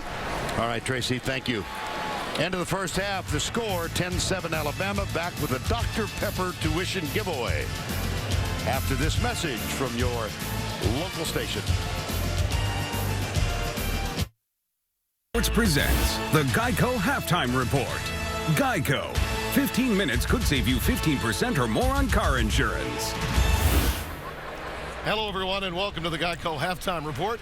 Tim Brando with the score here in Atlanta. Alabama leading Georgia 10-7. I'm joined by Archie Manning, Spencer Tillman, and Tony Barnhart. A whale of a game, exactly what we thought it'd be, right? Great football game. We've always talked about the defense in this league. Tim, on both sides of both teams, I call this big boy defensive football. Here's the sack by the Georgia defense getting on A.J. McCarron. A.J. coughs the ball up. Georgia recovers, unable to cash in on it as they missed a field goal. Now it's Alabama's turn. Quarterback Aaron Murray, sacked by the Alabama front. Alabama finally gets down the goal line. Almost a very costly fumble by running back Eddie Lacy. A.J. McCarron gets on top of it, throws a costly interception, and then late in the first half, Aaron Murray trying to go deep. The interception by Alabama's ha-ha Quentin Dix, 36-yard return. Guys, that was impressive, and we also talked about another thing that was important for Alabama, the relationship between the play-action pass and the run and how critical it would be. And it was early in this contest. A.J. McCarron right here off the play-action. Remember, 0 interceptions off this action. A tremendous job of getting the ball to Amari Cooper with a single safety look. Let him go up and make a play. Great athleticism. And just one play later, Tony, watch him rip Ed Lacy right through that front.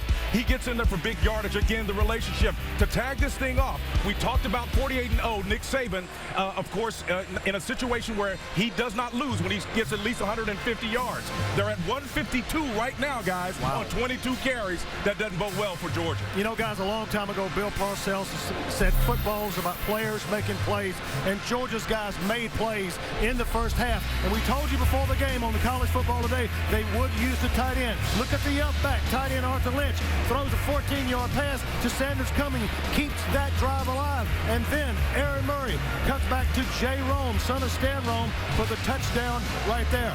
Later on in the half, Alabama is driving. They got a great shot for a touchdown. A.J. McCarron tries a back shoulder throw. Sanders Cummings makes a great play, steps in front. Georgia made a lot of plays early, but guys, Alabama made the plays late. They did, and there was one that got away from the officials after the interception by ha-ha Clinton Dix. Watch Clinton Dial, number 90, absolutely take out Aaron Murray right here. That's helmet to helmet. No. That is without question uncalled for. There was no flag. There should have been 15 yards. They would later go on and get the field goal to close out the half. Now, my question to you is, with all the helmet-to-helmet suspensions that we've had that cost players the next game, what if Alabama wins here? Well, that's the question. Early in the year, they did it to an Ole Miss kid. They did it to a South Carolina kid, suspending him for the next game after the conference office reviewed the play. I think the SEC office is going to have to look at this one and see if they sit him down for the national championship game or the bowl game. Everybody's going to pile on the official, but Keith Marshall, number 4, was in the line of sight of the official. You couldn't see it on the tight frame, but you could see it on the wide frame. So if there's a mug looking for the official, that would be hit, guys. It was clearly a vicious hit, no question about it. Well, there's more than just enough time for a mulligan, though, when the decision is made at the conference office. Coming up, we'll get you caught up on other action today and follow the latest turns of the coaching carousel when the Geico Halftime Report rolls on from Atlanta. The SEC Championship on CBS, presented by Dr. Pepper, is sponsored by Nissan, The Home Depot, Autotrader.com, and by Dr. Pepper.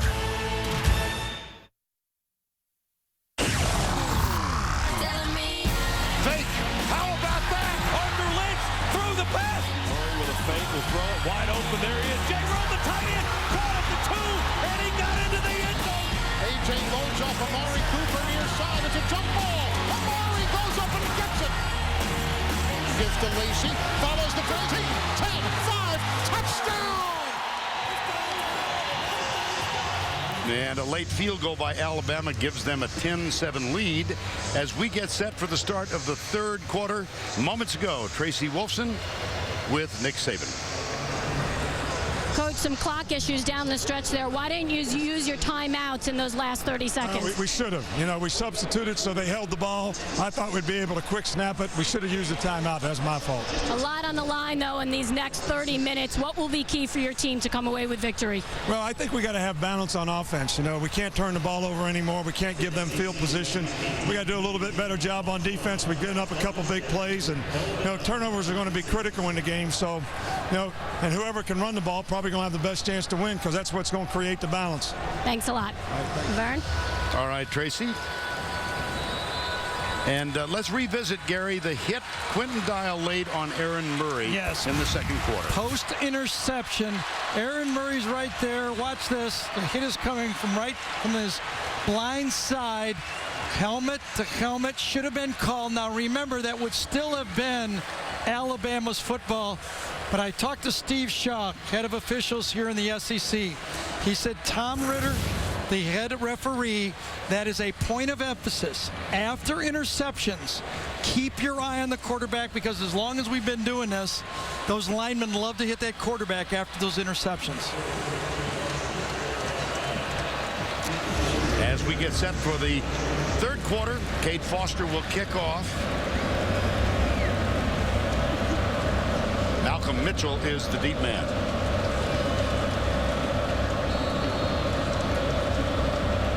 (10-7). Alabama. Not much doubt about that one. You know, Gary, when Murray hit Jay Rome for the first touchdown of the game, it appeared as if Georgia had Alabama a little bit on the ropes. Not out of it, but backing up. And then there was a punt return to the 49-yard line in Alabama territory. Alabama got a 3-and-out, and from then on, it was all Alabama. And I'll tell you what Georgia's up against here in the second half. There's an unbelievable stat for Alabama. Since 2008, when Alabama rushes for more than 150 yards, and they're at 152 now, they're 48-0. So Georgia is going to have to buck a trend that hasn't happened in 5 years against Alabama. Murray took that late hit, but he is back at quarterback. Mark Richt telling Tracy he'll be just fine, and Todd Gurley gets the first carry of the third quarter. We look at first half trends. Well, both quarterbacks, and you know, I do want to make the point about Aaron Murray and A.J. McCarron. You know, they're playing against good defenses. You're not going to just have a bunch of easy stats against these guys. Lacey, the big stat, obviously. Run right. Just to go back one more time to that hit. Yes, it would not have given Alabama the football. However, now you have to watch Murray the rest of this football game. You know, that Mark Richt says he's fine, but that's a big hit, and that can daze you a bit.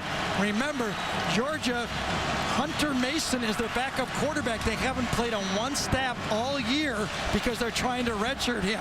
Mark Richt said if he had to win the game, they would go to Hunter Mason and blow his red shirt. Third down 1. Opening series, third quarter. Play action. Murray fires it left side. Got it! Tavares King trying to break the tackle of Dion Blue. Well, Mark Richt is right. When you got a quarterback that can make a throw like this, here's the back shoulder throw. Dion Blue cannot stop that. As Nick Saban likes to say, there's no such thing as a shutdown quarterback. A good throw can beat anybody, and that was a perfect throw by Murray. On first down 10, it's Gurley coming right. Bangs his way close to the first down at the 25.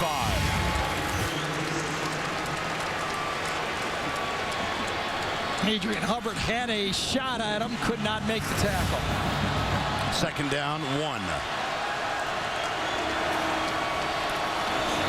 The Let's go left side this time. First down, Georgia. Gurley with the carry. Tackle made by Robert Lester, number 37. And a player down. That's Jesse Williams, the nose guard, holding his right knee, it appears.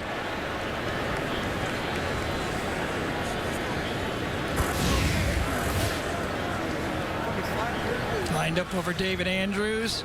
Gets posted from one side, gets bent, drops down low, and gets taken out by another. I think it was, I don't know who it exactly was that hit him from the opposite side. It might have been Canarius Gates, number 72, that landed on him from his blind side. Well, this outstanding young man, nose tackle from Brisbane, Australia. Getting help out on the field. We'll take timeout. This SEC Championship Diamond Moment is presented by Kay Jewelers.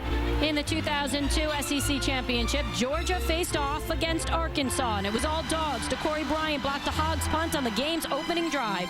Musa Smith scored for the Dogs on the following play, and Georgia never looked back, winning their first SEC title in 20 years.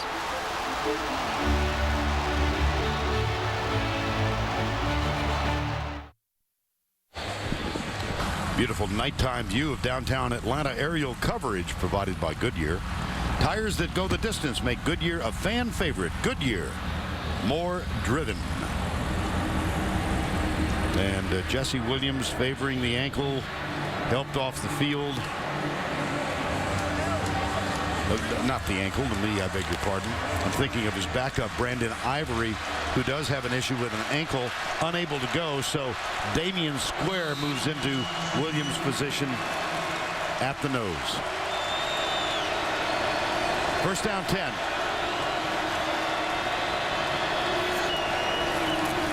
Play action again. Murray into the corner, leaping drive, nice defensive job. Absolutely. Malcolm Mitchell is one of the great athletes in this league. Remember, he started out the season for Georgia helping on defense, but he's going up against the best cover corner for Alabama. D. Milner does it perfectly, turns around, finds the ball, and goes up to the top and makes the defensive play. Second down 10. Gurley. Oh, it's a great cut by Gurley. Was it ever? First and goal, Georgia. And why not run the ball right where Jesse Williams and Brandon Ivory had to leave the game? Mike Bobo says, let's try to run it right where the backups are. And he does, but Gurley kept his eyes open and ran that beautifully.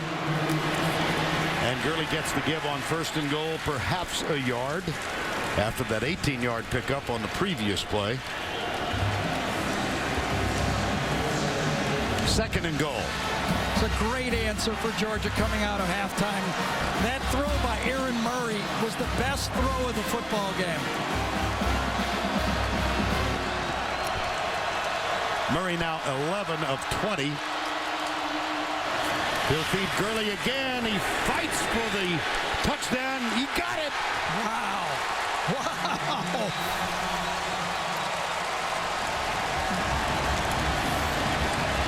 You talk about some effort.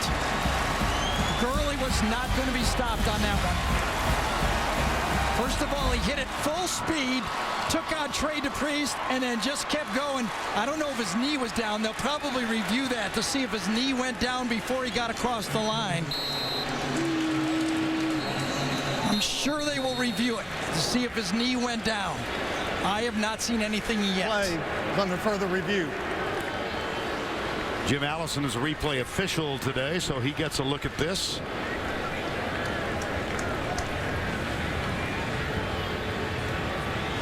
It's awful close, but I don't see it yet. Right. What an effort.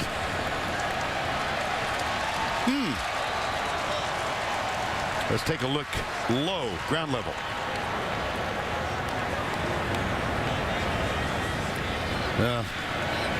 The foot is blocking.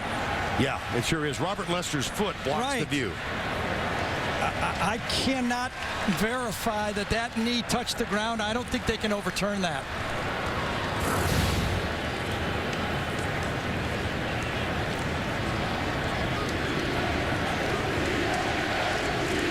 What an effort by Gurley. It really was. And the run before that, when he weaved in and out of the Alabama defense, that was great running with his eyes open.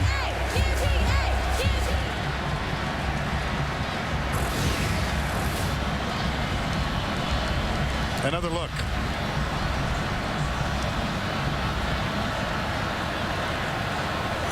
Boy, it's tough.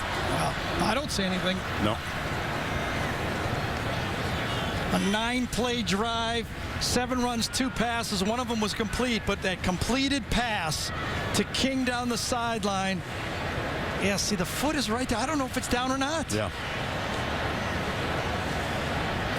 The left foot of Robert Lester obscures the view. Yeah.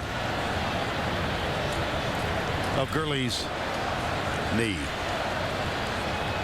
Well, they're taking a long look at it. After further review, the ruling on the field stands. Touchdown. Yep.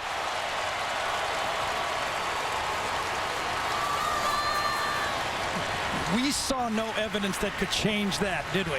Nothing that could change it. You might have assumed, but you couldn't have positive visual evidence. Marshall Morgan. This has not been an exact science for Marshall Morgan this year. He has missed 4 extra points, but not this one.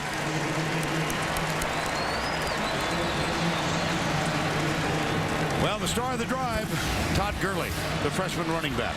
Well, this one was his impressive running inside Canarius Gates, cutting and weaving and getting down inside the 5 or 6 yard line.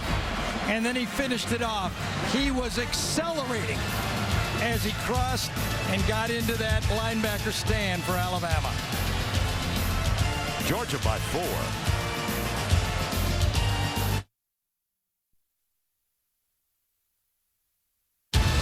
The SEC Championship on CBS, presented by Dr. Pepper, is sponsored by Dr. Pepper, Sonic, Cadillac, and by The Hobbit, An Unexpected Journey. Many great traditions abound on game day throughout the league, and each week we'll give you a taste of the SEC, presented by Sonic. A championship weekend tradition, the induction of the SEC legends. This banquet took place last night. This year's class was headlined by Texas A&M Heisman winner John David Crow. With Commissioner Mike Sly, Paul Crane on the right won 2 SEC and 2 national titles at Alabama, and David Green led Georgia to the 2002 SEC title.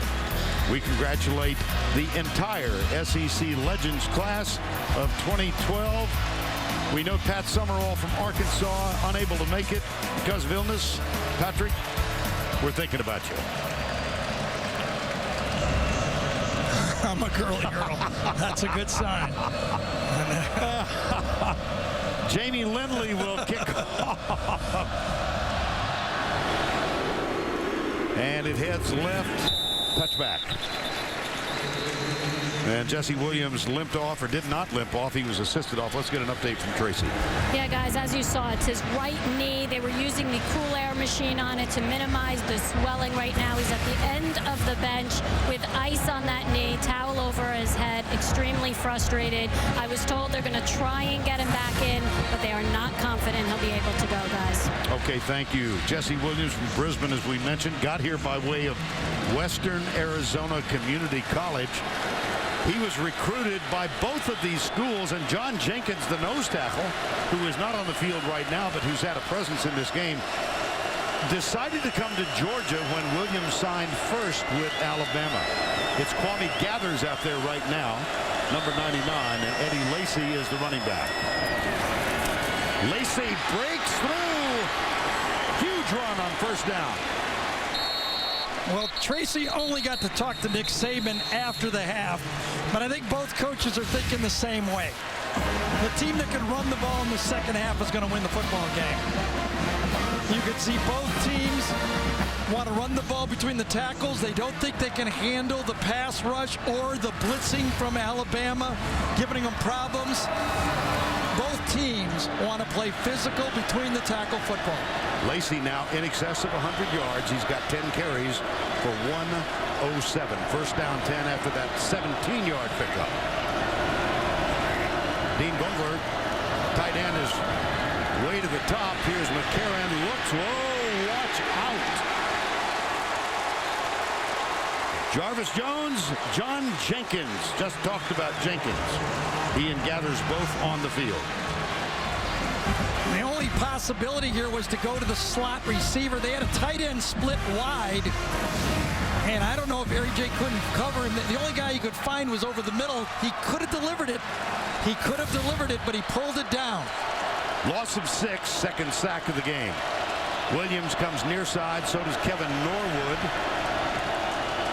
Amari Cooper, number 9, is at the bottom of the screen. 3 wide left.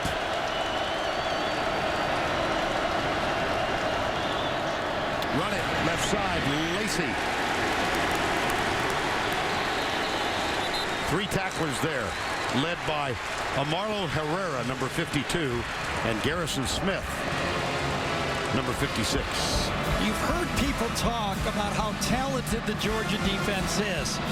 Before this season started, there were 9 different Georgia defensive players that petitioned the NFL to see how they rated in the draft.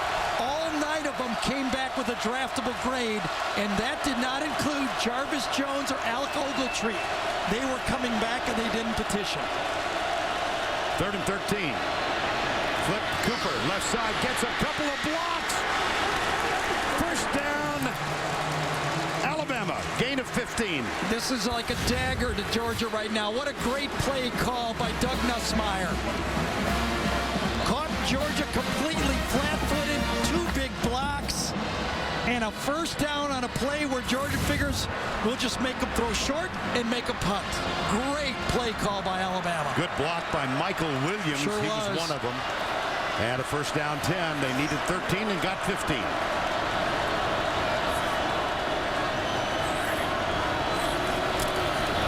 McCarron. Lacey.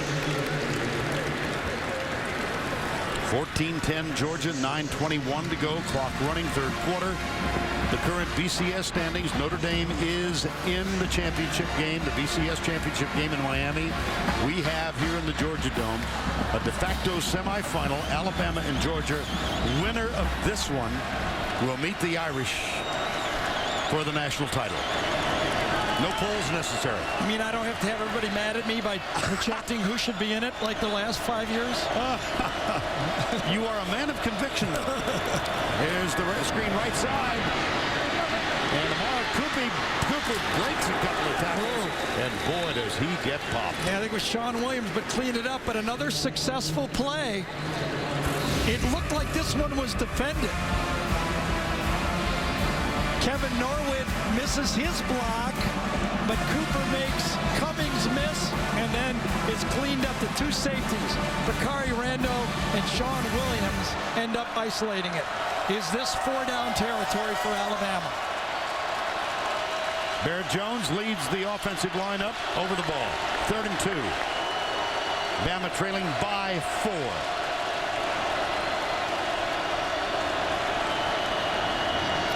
They'll run it. They'll get the first down inside the 35. It's Lacey again. Well, if you got 2 or 3 All-Americans at offensive line, you got to use them. And right now, Alabama's using them. Lacey's going to get a rest. TJ Yeldon is on. From left to right, that offensive line. Quanjo, Warmack, Jones, Steen, Fluker. And then the tight end, Michael Williams, also out there. And Kelly Johnson, number 31, is just off the line, top of the screen. Play action, McCarron. Fires it, tipped and incomplete, intended for Yeldon. Anybody remember LSU and Alabama? But that one was dangerous, huh? Yes. Well, it was a first down pass. Alabama tries a changeup. But like we talked about in the open of this game, can Georgia stop Alabama from running so they can turn loose Jarvis Jones and Jordan Jenkins and put some pressure on A.J. McCarron? Let's see what happens on this down. 3 wide to the left again, 2nd down. It is on balance. Michael Williams is not eligible. They'll run it. Yeldon. Another 3rd and long. Coming up now for the Crimson Tide.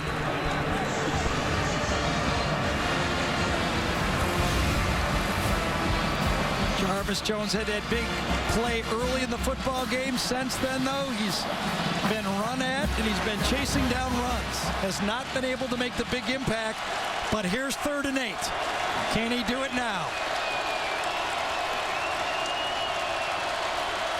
Cooper, top of the screen, number 9.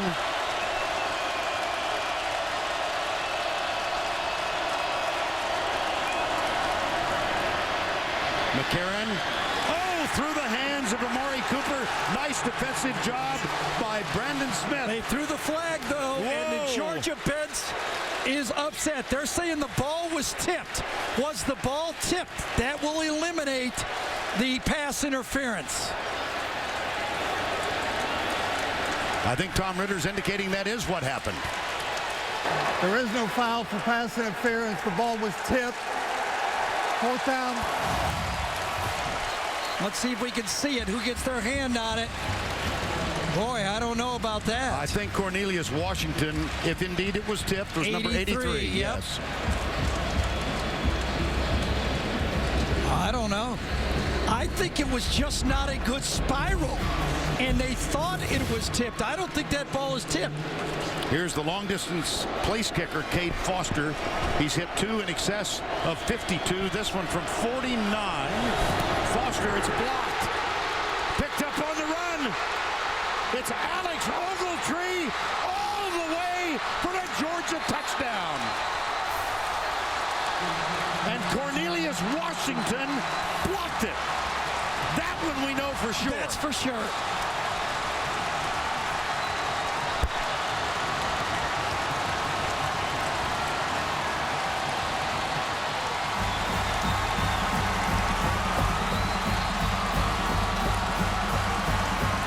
Well, Vern, you said it. We don't know if he got the last one, but we're sure he got this one. That's the 3rd special team play that's gone against Alabama. Remember the fake punt that they got to lay a game? The fake punt Georgia hit for the 1st down, and now the blocked field goal for a touchdown. Let me see if I can find Cornelius Washington for you so you can get your eyes on him. I think he's right here. He gets inside Michael Williams, puts up his left hand and makes the play. Michael Williams was the weak spot, and he came right through the gap to make the play. He didn't even jump. Ogletree looks like a sprinter, doesn't he? He was a safety when he came to Georgia, and Mark Richt's right behind him. The usually placid head coach of Georgia. Special teams touchdown.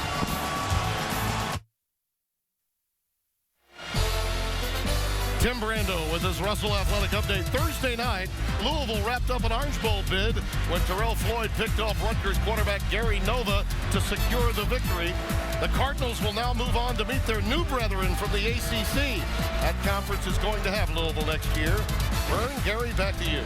All right, Tim, thank you. 21-10, a couple of plays very critical. Let's first of all, Gary, go back and take a look at the tipped or non-tipped pass. Yes, in our eyes, remember, it was called a tip pass. We don't see it there, but remember, we don't know if there's enough to overturn it. Let's look at it again. There was pass interference on this call. By the way, it is reviewable. That could have been reviewed, and had it been reviewed, they could have. Now we are getting word because we asked. We sent a messenger over to the review play. They said they reviewed it and called it inconclusive. And here is Ogletree. Look at that stride of Ogletree. 55-yard blocked field goal, return for a touchdown. That is the 5th block this season by the Georgia Bulldogs. Look at their differential in the 3rd quarter, and what a huge play. Plays. Both of them. Marshall Morgan will kick off. 2 men deep for Alabama.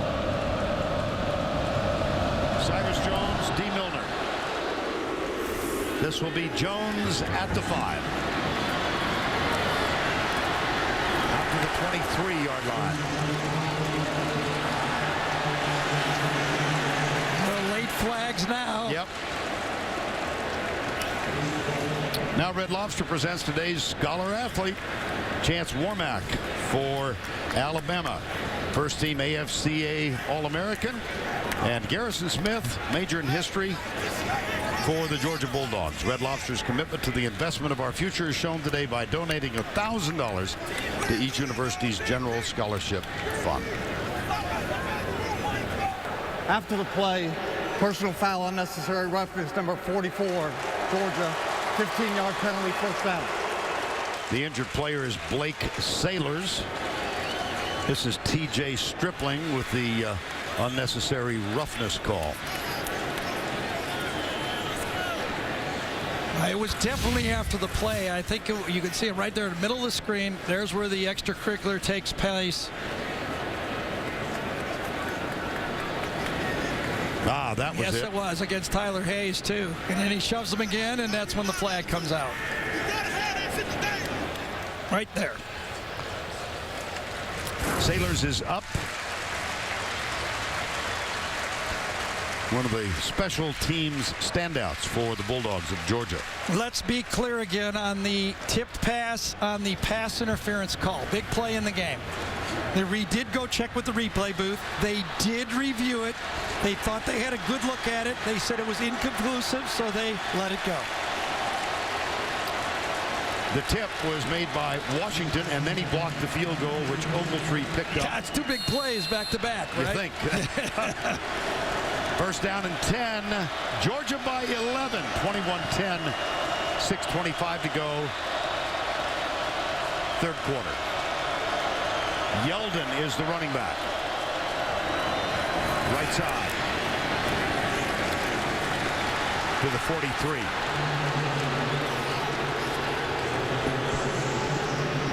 DJ Fluker, one of the emotional leaders of Alabama's football team, is very upset on the field. He can feel this football game that 21-10 right now. Will Alabama stay patient? Will they continue to run the ball? What will they do? Second down, 5. That's Michael Williams. They give it to Yeldon. He's got it. Wow! All the way to the 26. Before he's stopped by Bakari Ramble, a gain of 32. Sometimes, like Sean Williams going off on Georgia, DJ Fluker had to go off on his lineman. Barrett Jones got a great block inside on Kwame Gathers, ran right up behind Barrett Jones, the All-American. And TJ, who gets a little bit, I think, an unfair record here of 2 fumbles. One of those fumbles was not his. He's had 1 fumble against Texas A&M.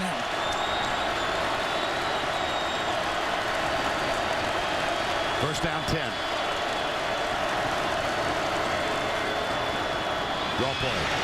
Yeldon, nice takedown. Eddie Lacy's on the bench. Let's get more from Tracy. That's right, guys, and that's why Yeldon's getting most of the work here, because since that last drive, he's been on the bench. Athletic trainers have been looking at him. They're not revealing his injury as of now, but as soon as I get any more information, I will pass it along. All right, Trace, thanks. 21-10. It was 10-7 Alabama at the break. McCarron and Yeldon. 2 wide receivers wide right. Cooper, the featured wide out, is matched against Sanders Cummings, bottom of the screen. McCarron steps up, goes deep. Going to be interference. There's the flag. Yep. Called on Damian Swan. Norwood was the intended receiver. It's a formation that's given Georgia a little bit of trouble. They shift out the tight end Vogler to the wide spot, and then they throw it to the slot. Vogler's out here, but they run the slot down the middle. Good coaching by Alabama. Found a formation that gives a nice seam throw to A.J. McCarron.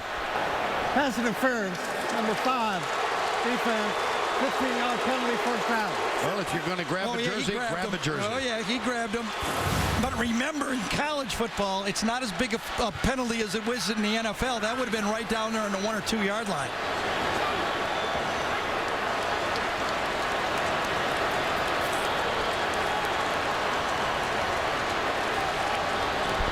Ball is marked at the 10. Remember how Alabama answered the touchdown by Aaron Murray to Jay Rome earlier? They are answering the blocked field goal touchdown on this drive. See that? 7 penalties against Georgia. They annually seem to lead the league in penalties, and Mark Richt says, not a problem. Yeldon. Whoa, what a run. Touchdown, Alabama. And Barrett Jones got the key block. He did.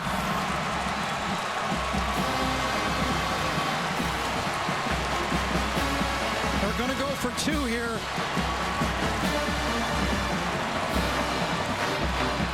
Trying to get it from 21-16, 20. Boy, this is a dangerous one right now, because if Georgia kicks a field goal, it'll be an 8-point lead. Awful early to be chasing a point, in my opinion. Pull within 4. That way, if Georgia kicks a field goal, you're only down by 7. Well, Nick Saban has made the decision. He's got Cooper, Christian Jones, left side. Yeldon is the running back. The try for 2, Norwood, top of the screen, number 83. Yeldon, up the middle, across the goal line. 2-point try is good.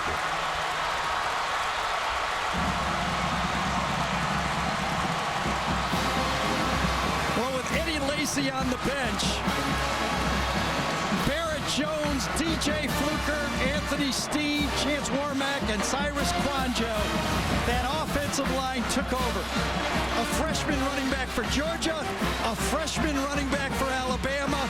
Barrett Jones is kind of finessing Kwame Gathers there. He let him block himself, basically. And Yeldon pushes Alabama within 3. After Yeldon exploded for 100 in the opener, Barrett Jones said of the freshman, I think we found our next great one. Sure did. Barrett Jones right there again. Didn't blow anybody out, but he kept Jenkins from making the play. That's a successful block. Not a bad ball game. Sure is. 21-18, Georgia. Alabama just scored and went for 2, and a couple of pretty decent players on the bench. Well, Mark Ingram, could he replace Eddie Lacy? And Kenny Bell's injured. They could put in Julio Jones for Kenny Bell. Indeed. Don't forget, later in the game, the play of the game, presented by Napa Auto Parts. How about these freshman running backs? Gurley for Georgia. Yeldon, imagine that, walking into these 2 programs as good as they are and contributing at running back like that, or Theus at offensive tackle. Just imagine what it takes. Well, look at what they've accomplished so far. Yeldon with the touchdown, 14 carries, 91 yards. On the other side of the field, Gurley, 15 for 90 yards at the touchdown. Mirror images. Yeah, that's behind Lacy's 117. Well, too. That's true, yes. Here's Kate Foster. Malcolm Mitchell. It'll go over his head. Wednesday on CBS, LL Cool J and Taylor Swift host the Grammy nominations concert with live performances from music's biggest stars. That's Wednesday, only CBS. And Vern, you mentioned it. Georgia always a highly penalized team in the past. The 2 penalties on that drive, the one on the kickoff and then the one in the pass interference. Last time Christian Robinson bailed out Georgia with the tip ball. That time, no bailout. Well, they came into this game, Georgia did, with 82 penalties. In contrast, Alabama with 49. And the total is 7-1 in this ball game. And Georgia continues now to run the ball right at the spot that Jesse Williams left. Without Brandon Ivory, no Jesse Williams. You've got a third guy in there. I think it's Damian Square is playing nose tackle right now, and they are running right up the middle. And we're alerted that Brandon Ivory is going to try and give it a go. Yep, with the bad ankle. Nice play. C.J. Mosley. Well, let's get an update on Jesse Williams. Here's Trace. Well, guys, it looks like we reported earlier they're going to try and get him back in. That's what it looks like right now. They took him into the locker room, put a brace on him. He's been stretching it, and the athletic trainers are asking him, can you squat? Do you feel movement in that knee when you squat? That is the key. He's right now at the line, and we might see him by the end of this game, guys. Thank you, Trace. 3rd down, 4. 4 wides, 2 on either side. Murray. Conley knocked away by Geno Smith, getting extensive playing time today. Yeah, that's been the changeup. They've taken the safeties off the slot. No Vinny Sunseri there. They're playing a corner. And Geno Smith comes through and makes the play. I'm thinking back to our conversation about Thanksgiving when we were in Tuscaloosa. And Nick Saban was talking about Geno Smith. He said he's one of the greatest video game players ever. If he could play quarterback like he can maneuver video games, we'll have a great player. Well, that was a good one. Yes. Colin Barber on to punt. Nice punt. Christian Jones. Fair catch. Oh, how about Baylor upsetting Kentucky in basketball earlier today on CBS? And next Saturday, the road to the Final Four continues with an SEC Big Ten battle as the Arkansas Razorbacks take on the Michigan Wolverines. That's next Saturday on CBS. Well, the question is just this thing we talked about in the open. Can the Georgia defensive line and inside linebackers stop the run of Alabama? Alabama has rushed the ball for 152 yards in this half. In this half. No, I'm sorry, 70 in this quarter, 152 in the first half. Okay, I got you. I had him. That's too many numbers. Yes, exactly. Hand off Lacey, who is back on the field. That spin move gets him out of the tackle. That shoulder move gives him an additional 7 yards. What a run. Well, I'll tell you, I'd love to have a shot at Mark Ingram right now because I bet he's chest bumping someone because this is a championship run. He runs right through Jarvis Jones and Sean Williams. Nobody wraps him up. Take your arms, guys. You're not going to block this guy down. And watch it. Bakari Rambo almost turns it down. He almost turned down the hit on the sideline. That's a run of 32. Lacey with 149 in the game. We mentioned in the first half the Bulldogs have been susceptible to the run most of the year, and they certainly are tonight. Oh, wow! Beautiful. Behind Jones and Warmack. They're running right at Georgia. I mean, that makes you think of Herschel right there, those 2 runs, doesn't it? Oh, yes. Holy cow. 164 on 15 carries now for Lacey. Alabama has had 9 rushing plays, 9 of them in excess of 10 yards. First down 10 as they try to come from behind. And here's Lacey, stiff arm. Sean Williams with the tackle. Mark Ingram.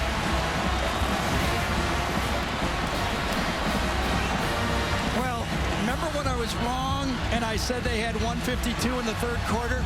Well, I'm coming pretty close to not being wrong because now they're at 131 in the third quarter and counting. First down 10. That was a 14-yard gain. Alabama trails by 3.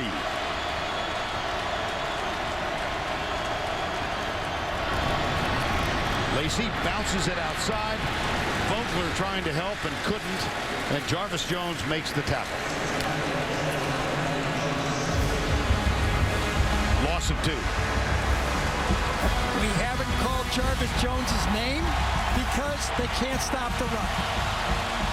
This time, he pins Vogler and makes the play. Good rush defense that time by the All-American. Look at that, 281 yards on the ground. T.J. Yeldon spells Eddie Lacy.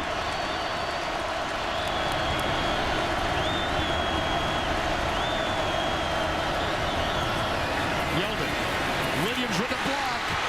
Here's Yeldon, first and goal.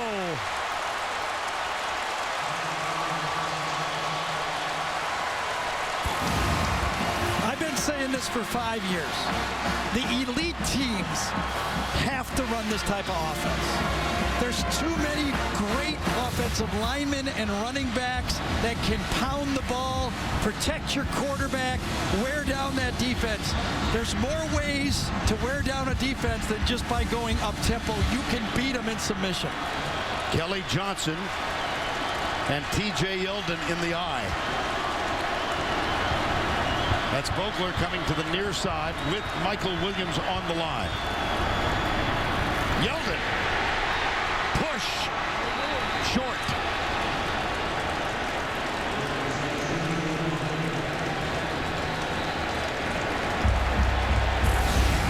That's about as fun a third quarter as I've seen in a long time. Just short. Now they get the 99.5-yard walk to the other end. These two teams are going south. Alabama is less than a yard from the lead. That's the end of 3. Right now it's 21-18. We'll return to the Georgia Dome after this word from your local station.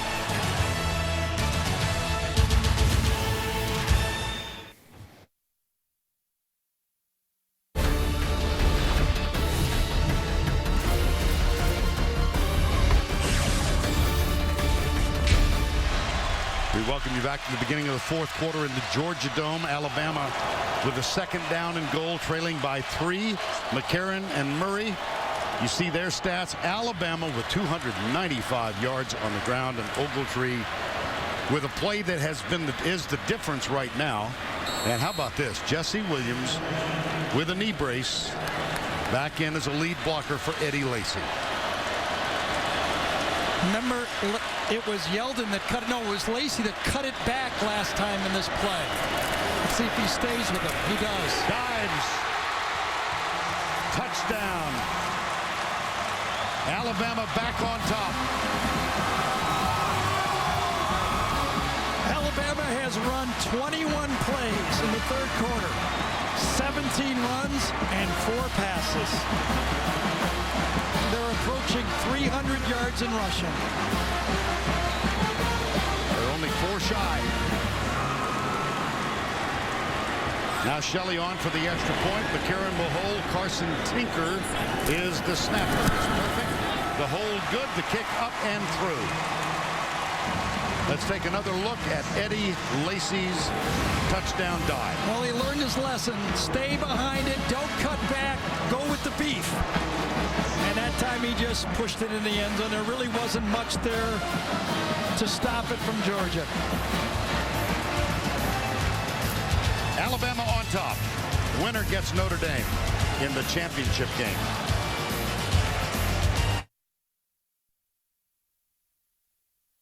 And now it's time for our Geico game recap. Take you back early. First score, Aaron Murray, 19-yard touchdown pass to Jay Roan, the backup tight end. And Georgia on top by 7. Alabama countered with Eddie Lacy getting to the outside, breaks a couple of tackles, and then outspeeds the Bulldogs secondary. Shelley added a 22-yard field goal on the last play of the first half, and the Crimson Tide led the Bulldogs 10-7. Opening drive, third quarter. Gurley for the touchdown. Georgia back on top, 14-10. And then the block from Cornelius Washington on the long field goal attempt. A perfect bounce to Ogletree. And he scoots 55 yards for the touchdown to make it 21-10. If you can run it, why not run it? And Alabama is running almost at will. There's Yeldon, and then the try for two. Yeldon again, and it was 21-18. And just moments ago, this dive by Eddie Lacy, the extra point good. And that gets us where we now stand. 25-21. Lacy with 177 yards on 18 carries. Cade Foster will kick off. Malcolm Mitchell is the deep back.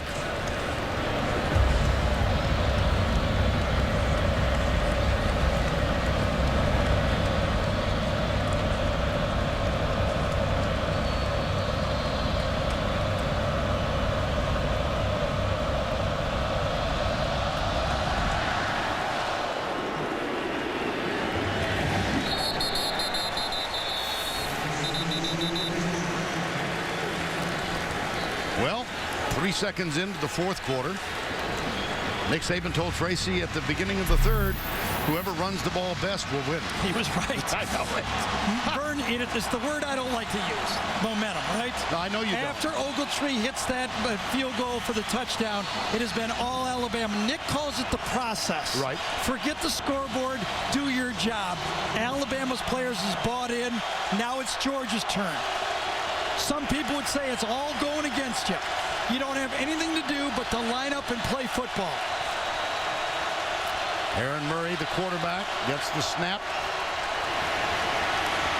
Left side. Oh, what a catch. Or is it, did it hit the ground? Oh, no. They called it a catch. Yes, Mitchell. It's a great throw again by Murray. The second of this half that he made. Tavares King on the back shoulder throw, and right in between the safeties that time. Clinton Dix did not get there in time. They'll run it. Todd Gurley on first down. Trade to Priest, number 33, with the tackle. Gurley close to 100 yards for the Bulldogs now. 18 carries for 97 yards, and Williams back in at nose tackle.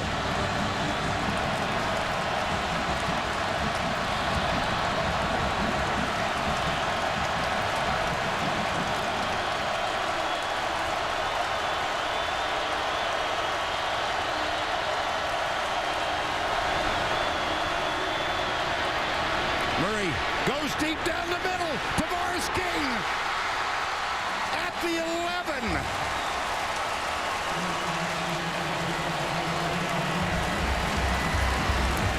From this bunch formation, Mike Bobo has been calling the corner route. This time, he went to the post. Let's see if there was a bite on the... Yes! Oh, yeah. Nick Perry was thinking it was going to be the corner, and a young football player got fooled by a veteran quarterback. You know Aaron Murray's eyes led him to the corner, and they bit. 45-yard gain. Here's the run on first down. It's Gurley again. Just love watching these players, these young, great athletes, answer all the pressure in a big-time football game.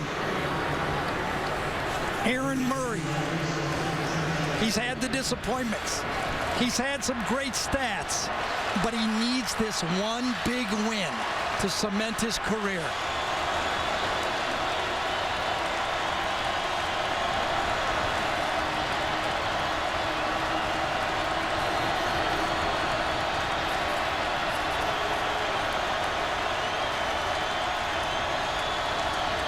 High snap, the give to Gurley. Look at him break tackles, look at him score! Georgia touchdown!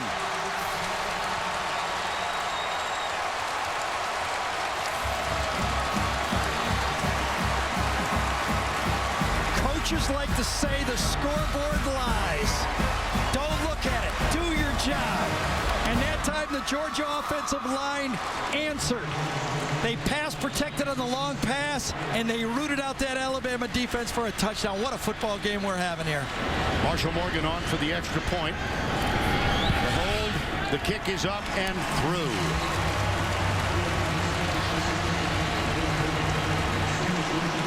What a counterpunch by Georgia. Yeah, here's the great combo block. Over here, it's the freshman to the right side, Theus and Burnett. Watch them work together. Knock them out, get to the second level. Oh, he grabbed him. He grabbed Mosley with his right hand and got away with it. Did you see that?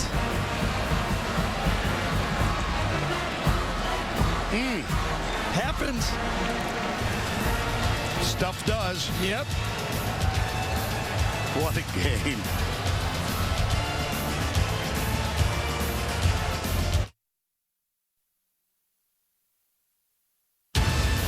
The SEC Championship on CBS, presented by Dr. Pepper, is sponsored by Ram Trucks, Bud Light, Verizon, and by Kay Jewelers. We are back in Atlanta, the SEC Conference Championship game. The CBS poll results. Look at this, the most memorable game. Voters by 37% votes at Florida in 2008. That was against this. By the way, this is the first time that Alabama has played in this championship game against anyone other than Florida. Wow. Yeah. Think about that. You know, Nick said also at halftime, or maybe it was before the game. It was before the game. I It's know a where you're going. 15-round yes, fight. Exactly. Is that not as accurate as can be? Yeah. Yeah, that was when Tracy caught both Coach Rick and Coach Saban live. Here's Cyrus Jones. No, there's a block in the back. No, he got away with it. Well, they're indicating that the ball might be out. Yep. Let's see. Oh, yeah, it's out. It is out. Now they'll unravel the scrum, and Alabama holds on to it. I think it was Herrera, number 52, that punched that ball loose. Yes.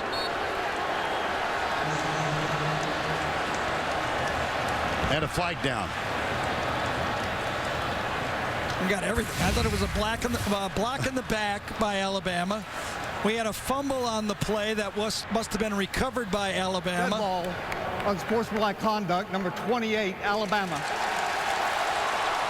Half the distance to the goal, first down. And you could tell that was the Georgia fans right there. They looked at the stats and saw that Alabama had one penalty for 5 yards and said, it's about time. Call was on Dean Milner. Oh, nice job scooping it up by Jones. Indeed. That was.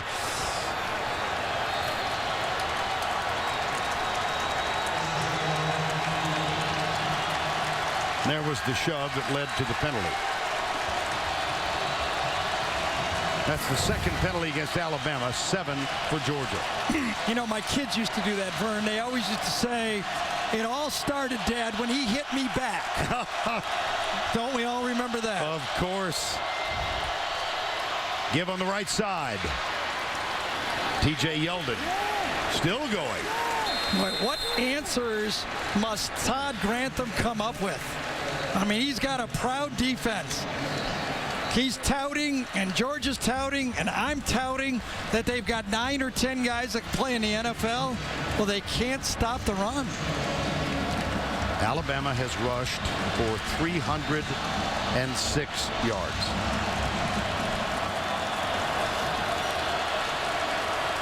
.306. We've still got 12:10 to go.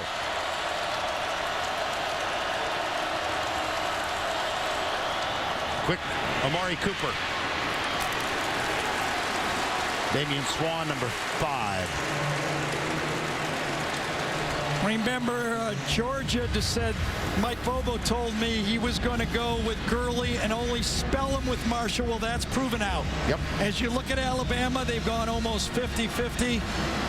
Gurley has been the bell cow for them. Georgia, that's the guy. See the bottom line, Yep. First time 2 teammates in excess of 100 in this game. Lacey with 177. Yeldon with 115. 2nd and 9. Keep it on the ground. Yeldon cuts it upfield. Drives again. John Jenkins There's just nothing. I've seen this before. You know, I mean, when you've got an offensive line, this time it's Cyrus Kwanjo pushing his guy 5, 8, 10 yards.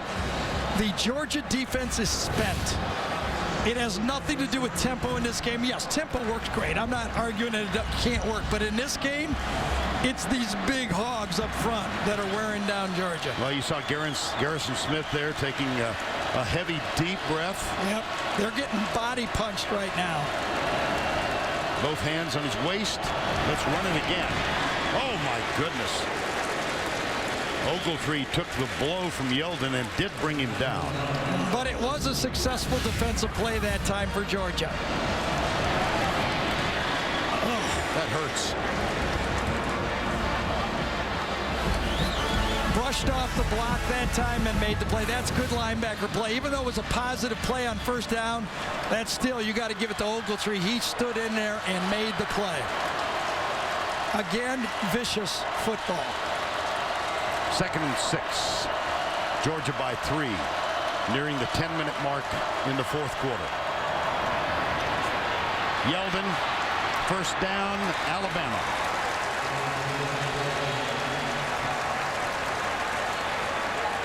You start to think now, is it the last team that gets the football in this game? Murray's hot. The offensive line for Georgia's pass protecting well. It doesn't look like Georgia's defense can get a stop on the running game.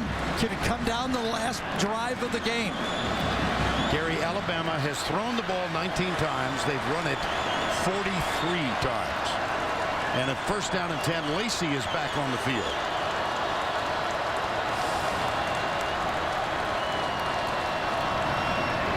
Lacey over left guard. John Jenkins, the defender.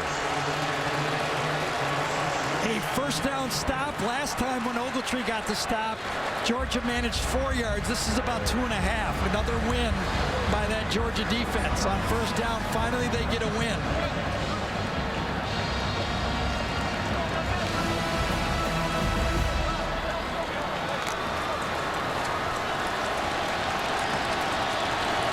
SEC championship game record.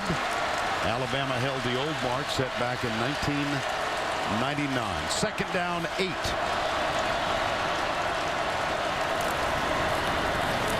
Let's feed Lacey again. A big stop for Georgia, and that brings up 3rd down and long. Well, this time Barrett Jones could not finesse. I think it's Kwame Gathers. Might be John Jenkins, but I guess it was Gathers. Barrett Jones cannot handle the finesse block this time. He gets driven right back, and that's a great stop by the nose tackle. Shoved him right into the backfield. 3rd down, 6.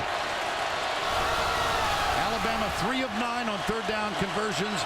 0 for 4 from this distance.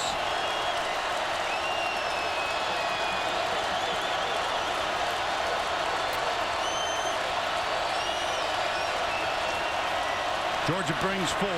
McCarron, nobody open. 4th down. Jordan Jenkins makes the tackle. Another first-year freshman, Jordan Jenkins, a speed rusher, but that time, was there anybody open? Had Norwood down at the bottom for a little throw. Had a sideline throw to the sideline, but looked like A.J. gave up on it a bit early. Felt the early pressure and gave up on the throw. Rhett McGowan is the deep man, hoping to return the punt of Cody Mandel.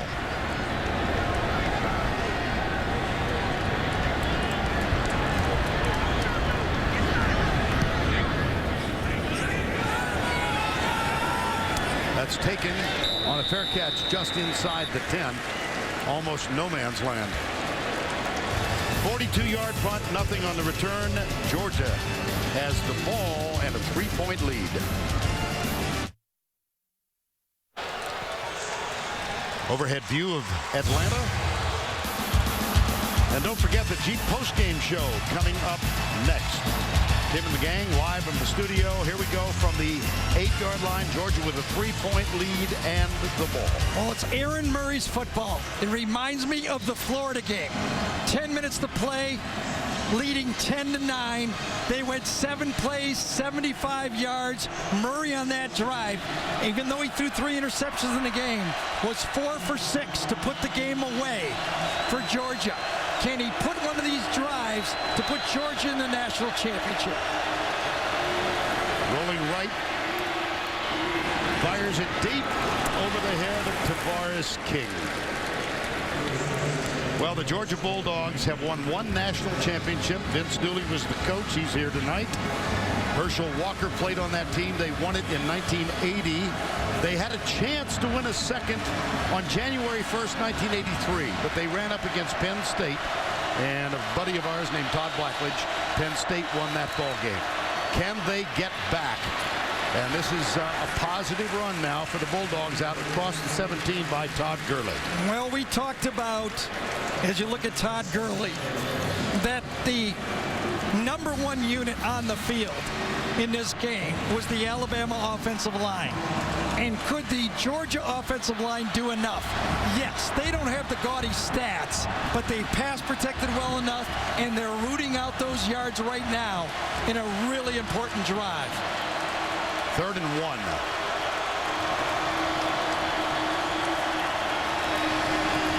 Left side. He stopped. Yes. He was stuffed.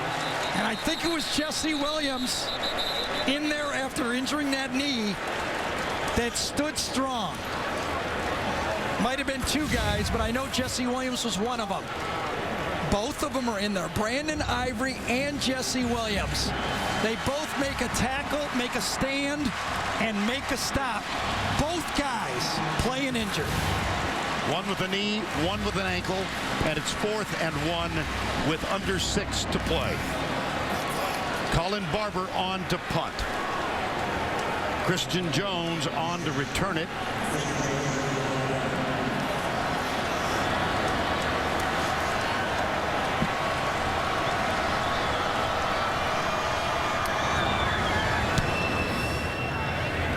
Not terribly long.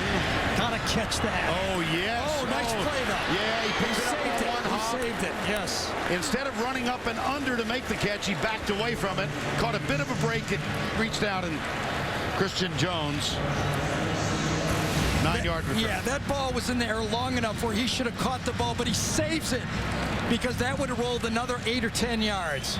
Good job by Jones to save field position. Now, Alabama's turn. Uga 9, I don't know if he can bear to watch this. Through heavy-lidded eyes. Georgia by 3. Alabama in this half. McCarron's only 3 of 5 passing the ball. They passed it 5 times. They have run it 24, and why not? It's Yeldon at running back. Yeldon goes left from the 45, chased by Ogletree. Ogletree can't get him, and Yeldon gets a couple. That Ogletree is some football player. He started out as a safety for Georgia. He's 6'3", 6'4". You know, he's had his problem, didn't get play suspended early in the year, but look at him run. I mean, he is a big-time linebacker. 2nd down 7 for the defending national champions. Trailing by 3 with under 5 remaining.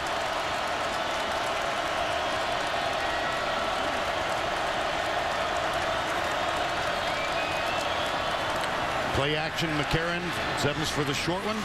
Michael Williams. Inaccurate, not a very good throw. They ran a little bit of a scrape play to the outside. The wide receiver was trying to free up Michael Williams to the outside by a little bump pass, and just not an accurate throw.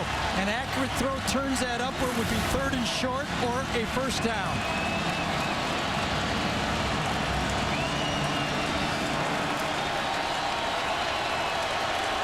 Late substitutions defensively for Georgia. It's 3rd and 5, nearing the 4-minute mark.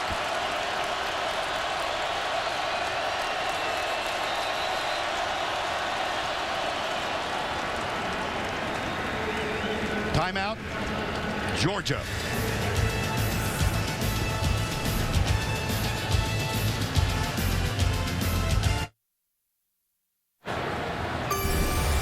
Lineup tonight on CBS, we begin with Made in Jersey and then Criminal Minds. That's followed by a new edition of 48 Hours tonight, only CBS. Third down 5 at midfield. What do you think? Well, it was a very inaccurate pass by AJ on the last down. Right now, Nick Saban has to start thinking, am I going to invest 2 chances to make this first down, or do I punt it? It's Yeldon, not Lacey, in the backfield. Remember, Tracy reported that Lacey was getting some attention from the trainers earlier in this half. That's Kelly Johnson, number 31. The freshman, Yeldon, comes right. Got the first down. Yes, he did. Goodness. What a play. They ran it right at Jarvis Jones again.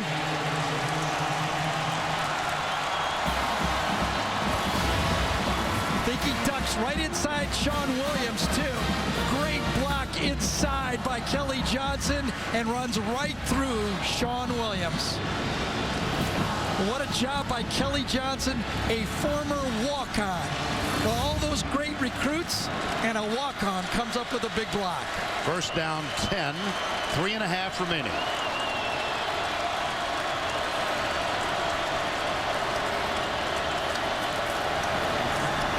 Play action, McCarron. Deep left side, got a man open. Got the touchdown, Amari Cooper.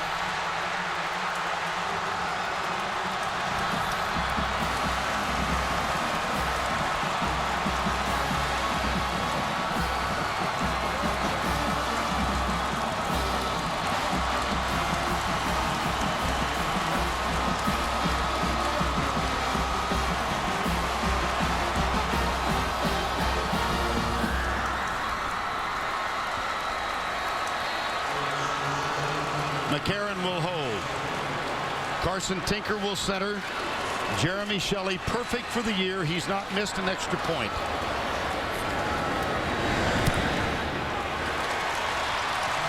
Well, Vern, and Barrett Jones' 52nd consecutive start. He's got a big nose tackle on him. He's got the key block in play action, and he stands up and makes the block on Kwame to give AJ an opportunity to hit Amari Cooper. Cooper with the great top end speed, matched up. AJ knew he had him if he had time. Make the fake, throw the ball. He's beat at the line of scrimmage. Actually, Amari Cooper almost stopped on the play. He thinks AJ must be down. He slows down and then speeds back. Oh my goodness.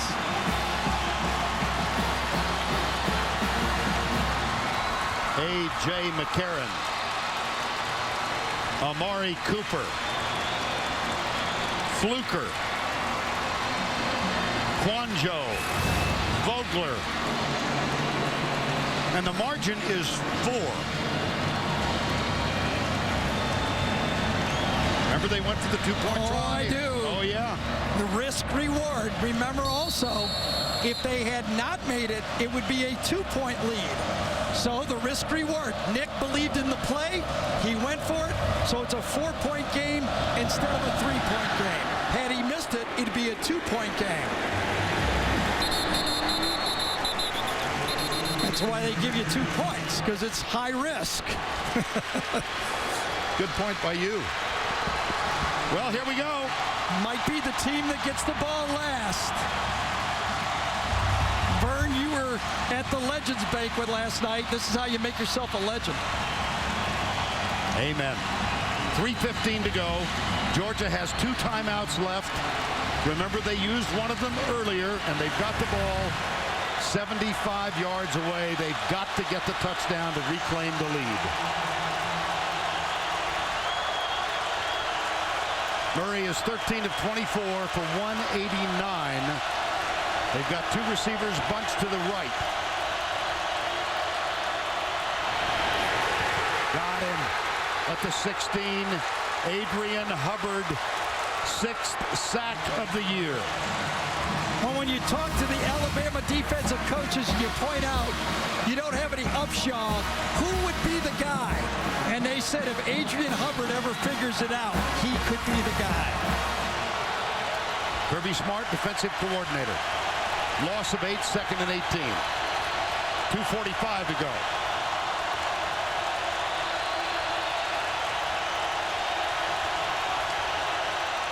Four-man rush. Murray across the middle. Great play by Dix that time, Clinton Dix. He didn't play it safe. He didn't wrap up the receiver. He went with his inside hand and knocked it down. A great play. Third down, 18.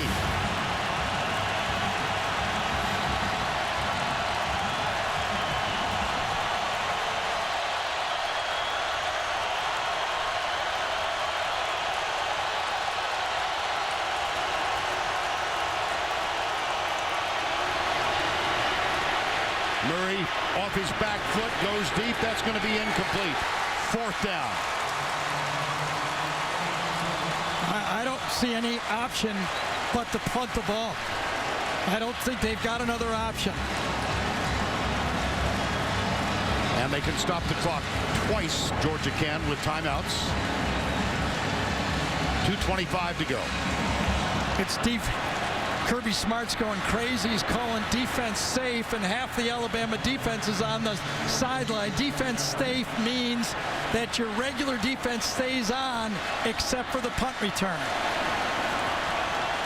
And that return man is Christian Jones. Remember, he misjudged the last effort. And they're signaling to Christian Jones, fair catch it. Don't take any chances, as he does. And he does.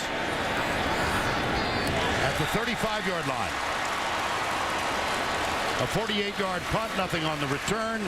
How ironic if this score stands that Alabama has rushed for 342 yards. You punch, you punch, you punch, you punch, then you play action and go deep for a touchdown to Amari Cooper. Well, it's going to take one first down for Alabama to get back and play and defend their BCS championship.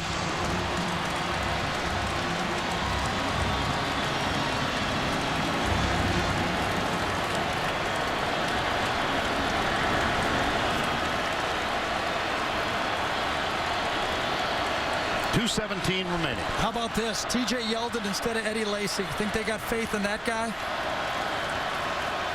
It's Yeldon. Boy, watch him protect the ball. Gary mentioned a while ago he's had 2 fumbles this year. One of them not his fault. The other was. Time called by Georgia. We'll step aside.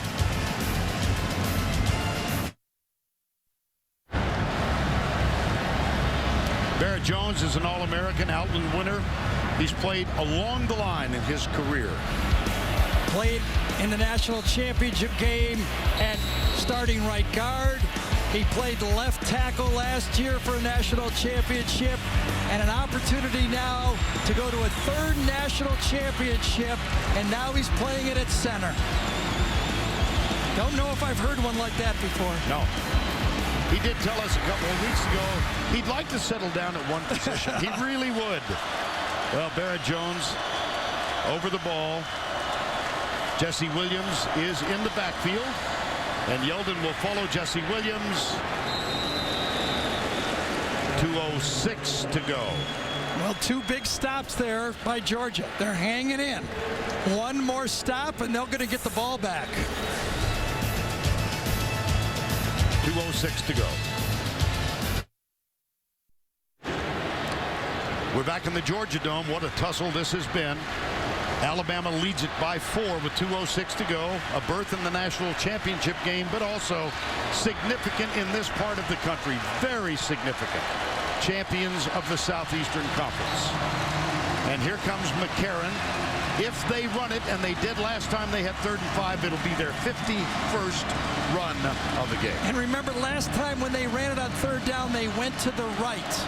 Let's see if they go back to the right this time. First 2 have been to the left. That's Vogler.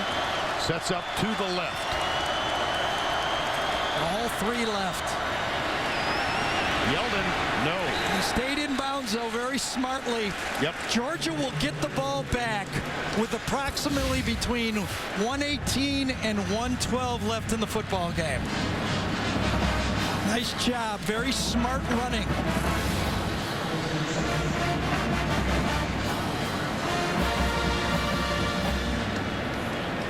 I assume Nick Sable will run that clock all the way down to 1 second to take a timeout so he can set up his punt team. You know, a blocked punt, a hurried punt now would be disastrous. The Georgia defense did it, though. They got the ball back. 1 first down, game's over. So Aaron Murray's going to get 1 more shot.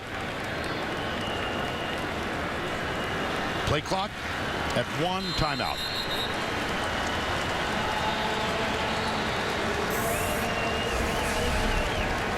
.116 to go. Aaron Murray's going to get 1 last chance. Back in the Georgia Dome with 1:16 to go. 4th down and 3. So Cody Mandel is on to punt. Brett McGowan, I assume, will be the man going back.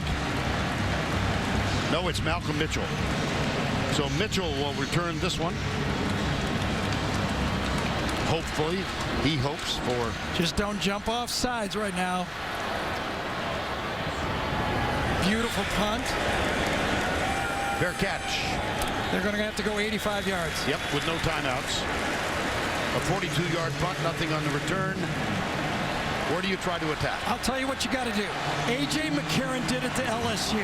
If you're going to complete passes, you have to take advantage of the college rule. You have to throw past the first down marker, get the ball to the 50-yard line, take your chances.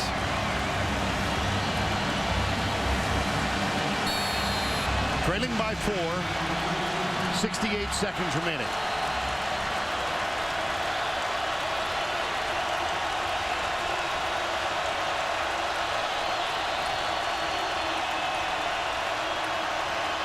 Goes right, got it. That's complete to Arthur Lynch, his tight end. That was a big run by Arthur Lynch right there. If he's tackled, that ball was thrown short of the first down. It's going to cost him 10, 12 seconds.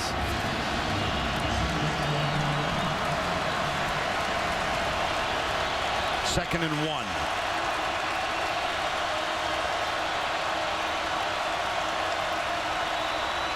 Right side again. Through the hands and incomplete. Arthur Lynch, the intended receiver. D. Milner defending. Alabama basically sitting in a zone. Milner almost got the bounce. He really was on the outside receiver. 3rd and 1. Less than a minute remaining. They'll run it. He'll try to get out of bounds. Does with the first down. Gurley. Nice run. Clock stop. 51 seconds to go.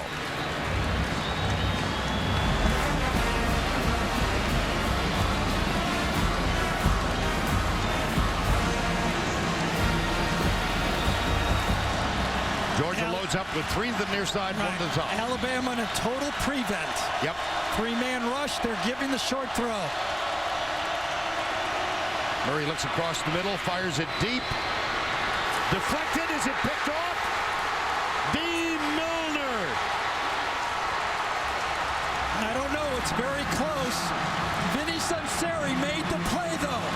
Number 3. Vinny Sunseri is the guy that makes the play. Does Milner catch it or not? Watch Sunseri break to the ball. Left side of the screen. He causes the hit, and Milner with the interception.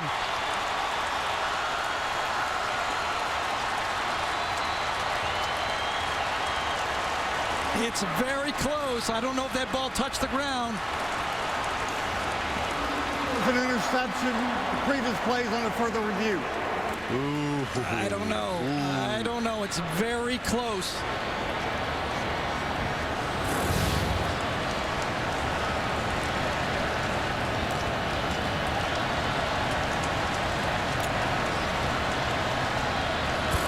Jim Allison is the replay official. Called an interception. Gets his hands underneath the ball. Boy. I'm not so sure. His hands are underneath the ball. Does he control the ball? I think that ball hit the ground. I think that ball hit the ground.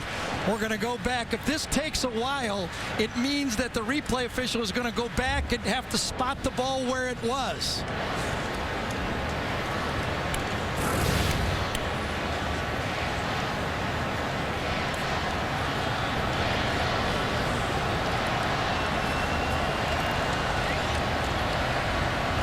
It would be 2nd and 10, I believe, on the 28-yard line. Or it's Alabama's ball and the game's over. Yep. Tom Ritter. Another look.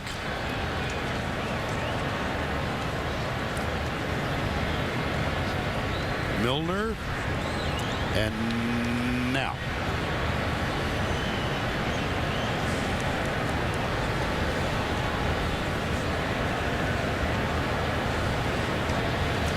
This might be a good look right here. The ball hit the ground. I think so too. And that might be the definitive angle. Another look at it.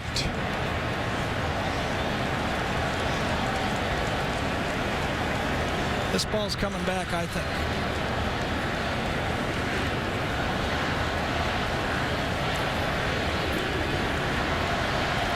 Remember, if it does come back, 43 seconds to go, 2nd and 10.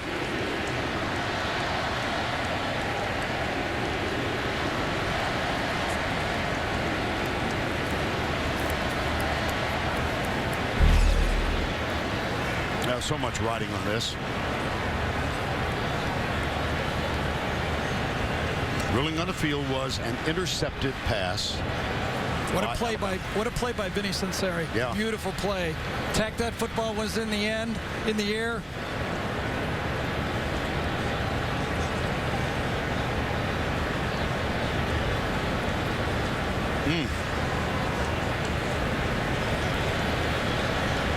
Here comes, nope, not yet.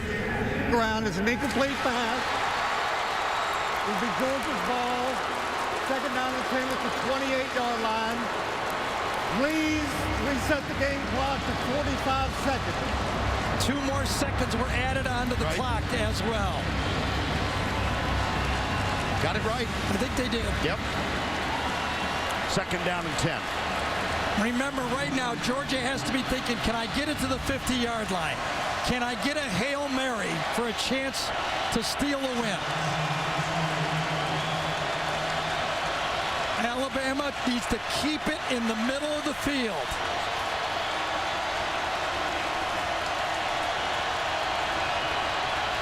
Chris Conley, the inside receiver here. Tavares King, bottom of the screen. 3-man rush. Murray up, fires it right, caught. And Arthur Lynch, the tight end, gets out of bounds.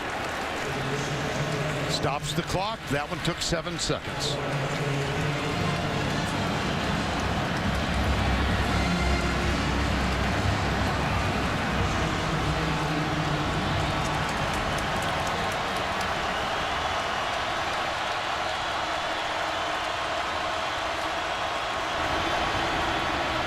Murray deep. King. Big throw right there. At the 35-yard line. Georgia's still alive now. That was a big-time throw right there. King is hurt. And King knew he was going to get hurt. He took that catch, stayed with it. He knew he was going to get pasted on the play with C.J. Mosley.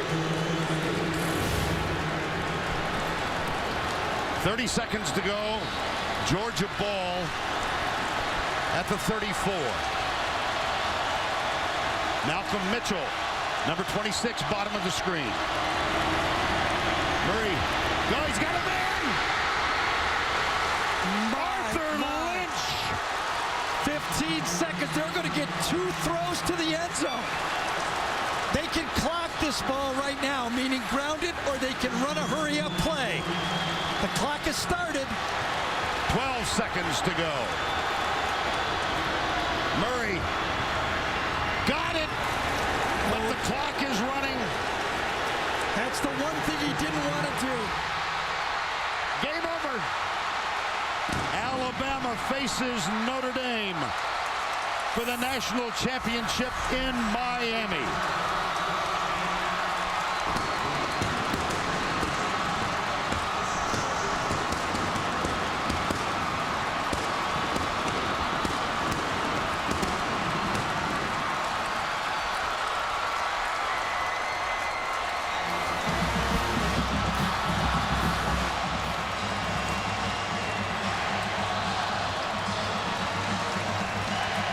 Gary, take us through the last play. I think this last pass was deflected. But either way, it was not in the end zone. The ball had to go to the end zone. It was deflected. C.J. Mosley got a hand on it. And once it was caught, the game was over. I thought they should have clocked the ball right away. As soon as the umpire moved, go down, ground that football, and you get 2 throws to win the game.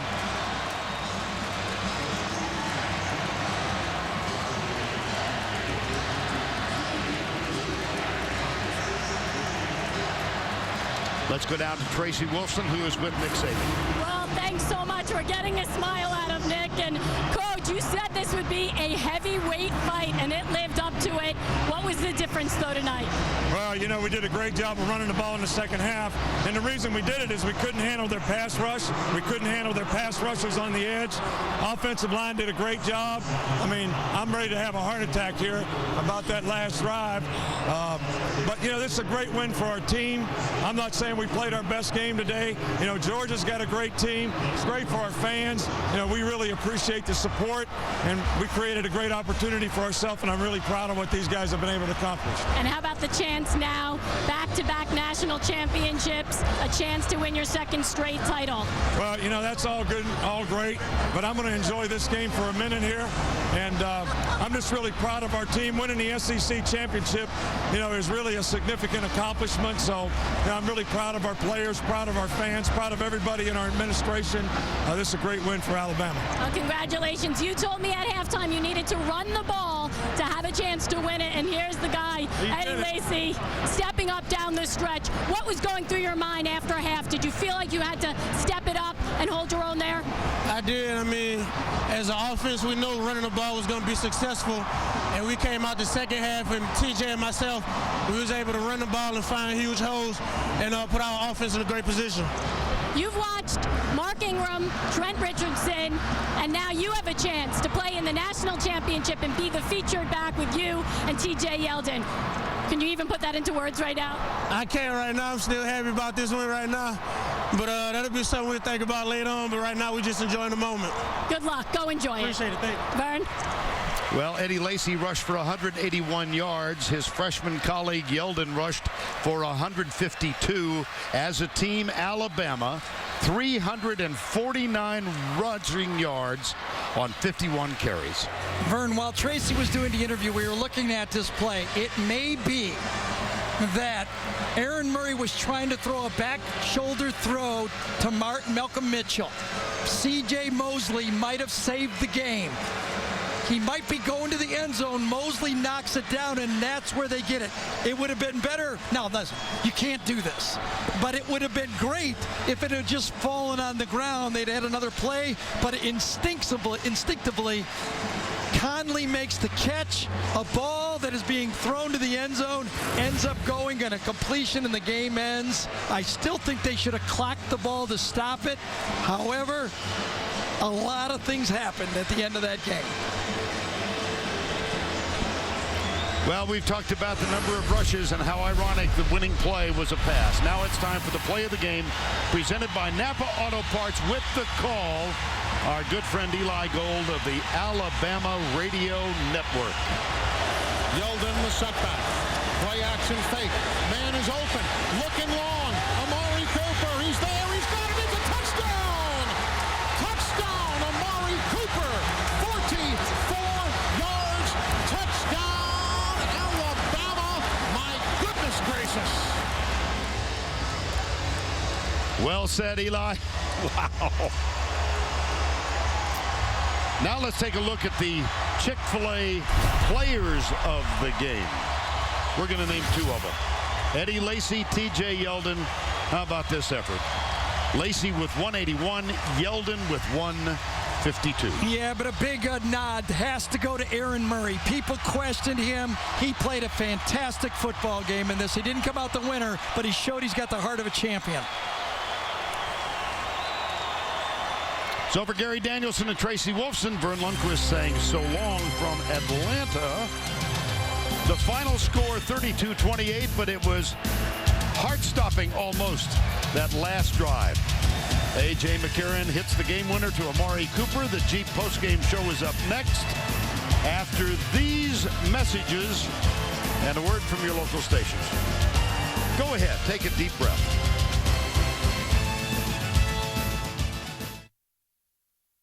We dream and dream and dream for nights like these.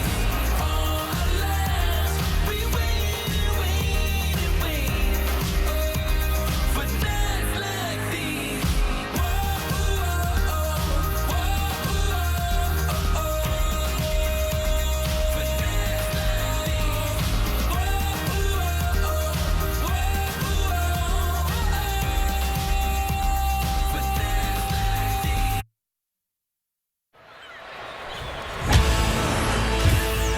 CBS Sports presents the Jeep Postgame Show.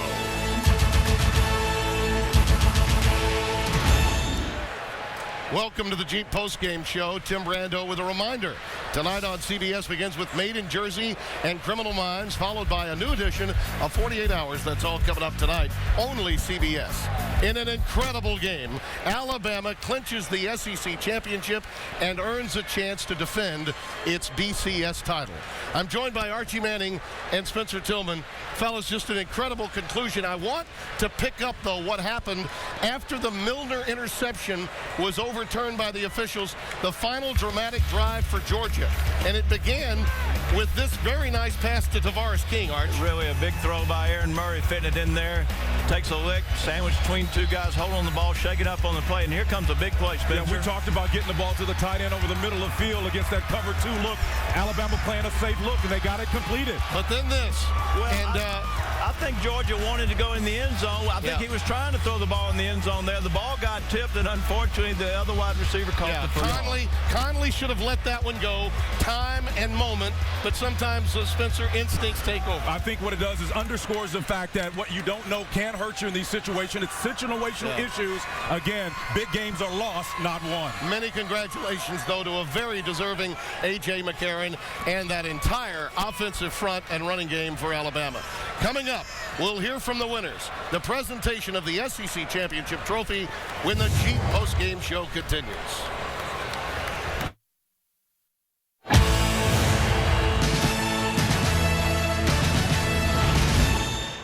We are back with the Jeep Postgame Show. Let's immediately go out to Tracy Wilson for the presentation of the SEC Championship Trophy. Tracy?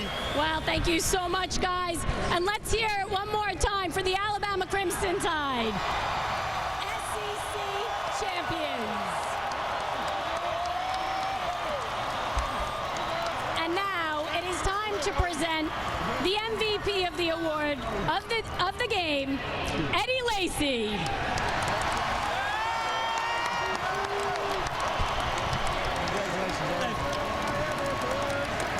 Not too shabby of a day for you, Eddie.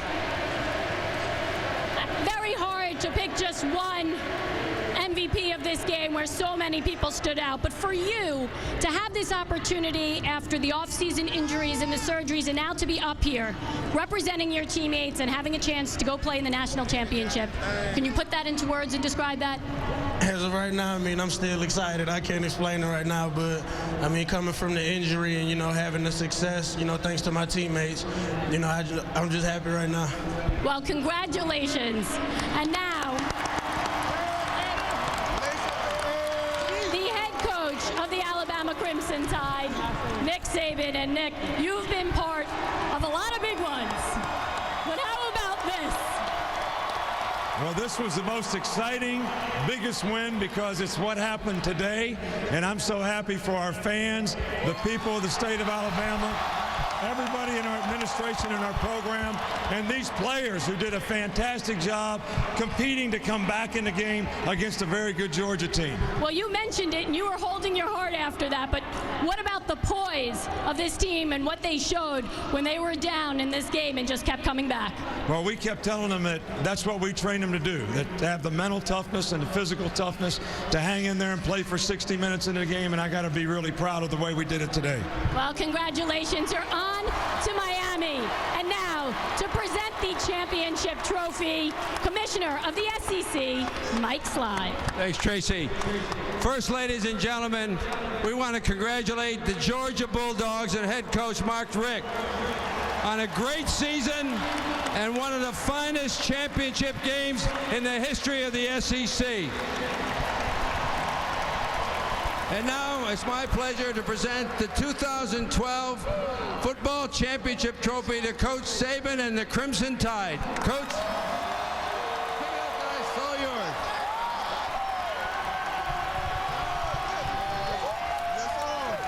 One more time, let's hear it for the Alabama Crimson Tide SEC champions.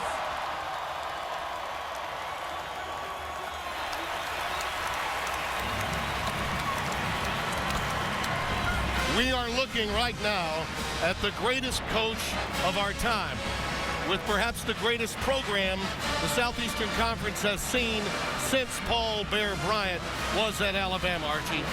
Well, yeah, I agree, Tim, and I think it's becoming kind of Wooden-like right here. We talked earlier about Nick Saban, his intensity, his focus.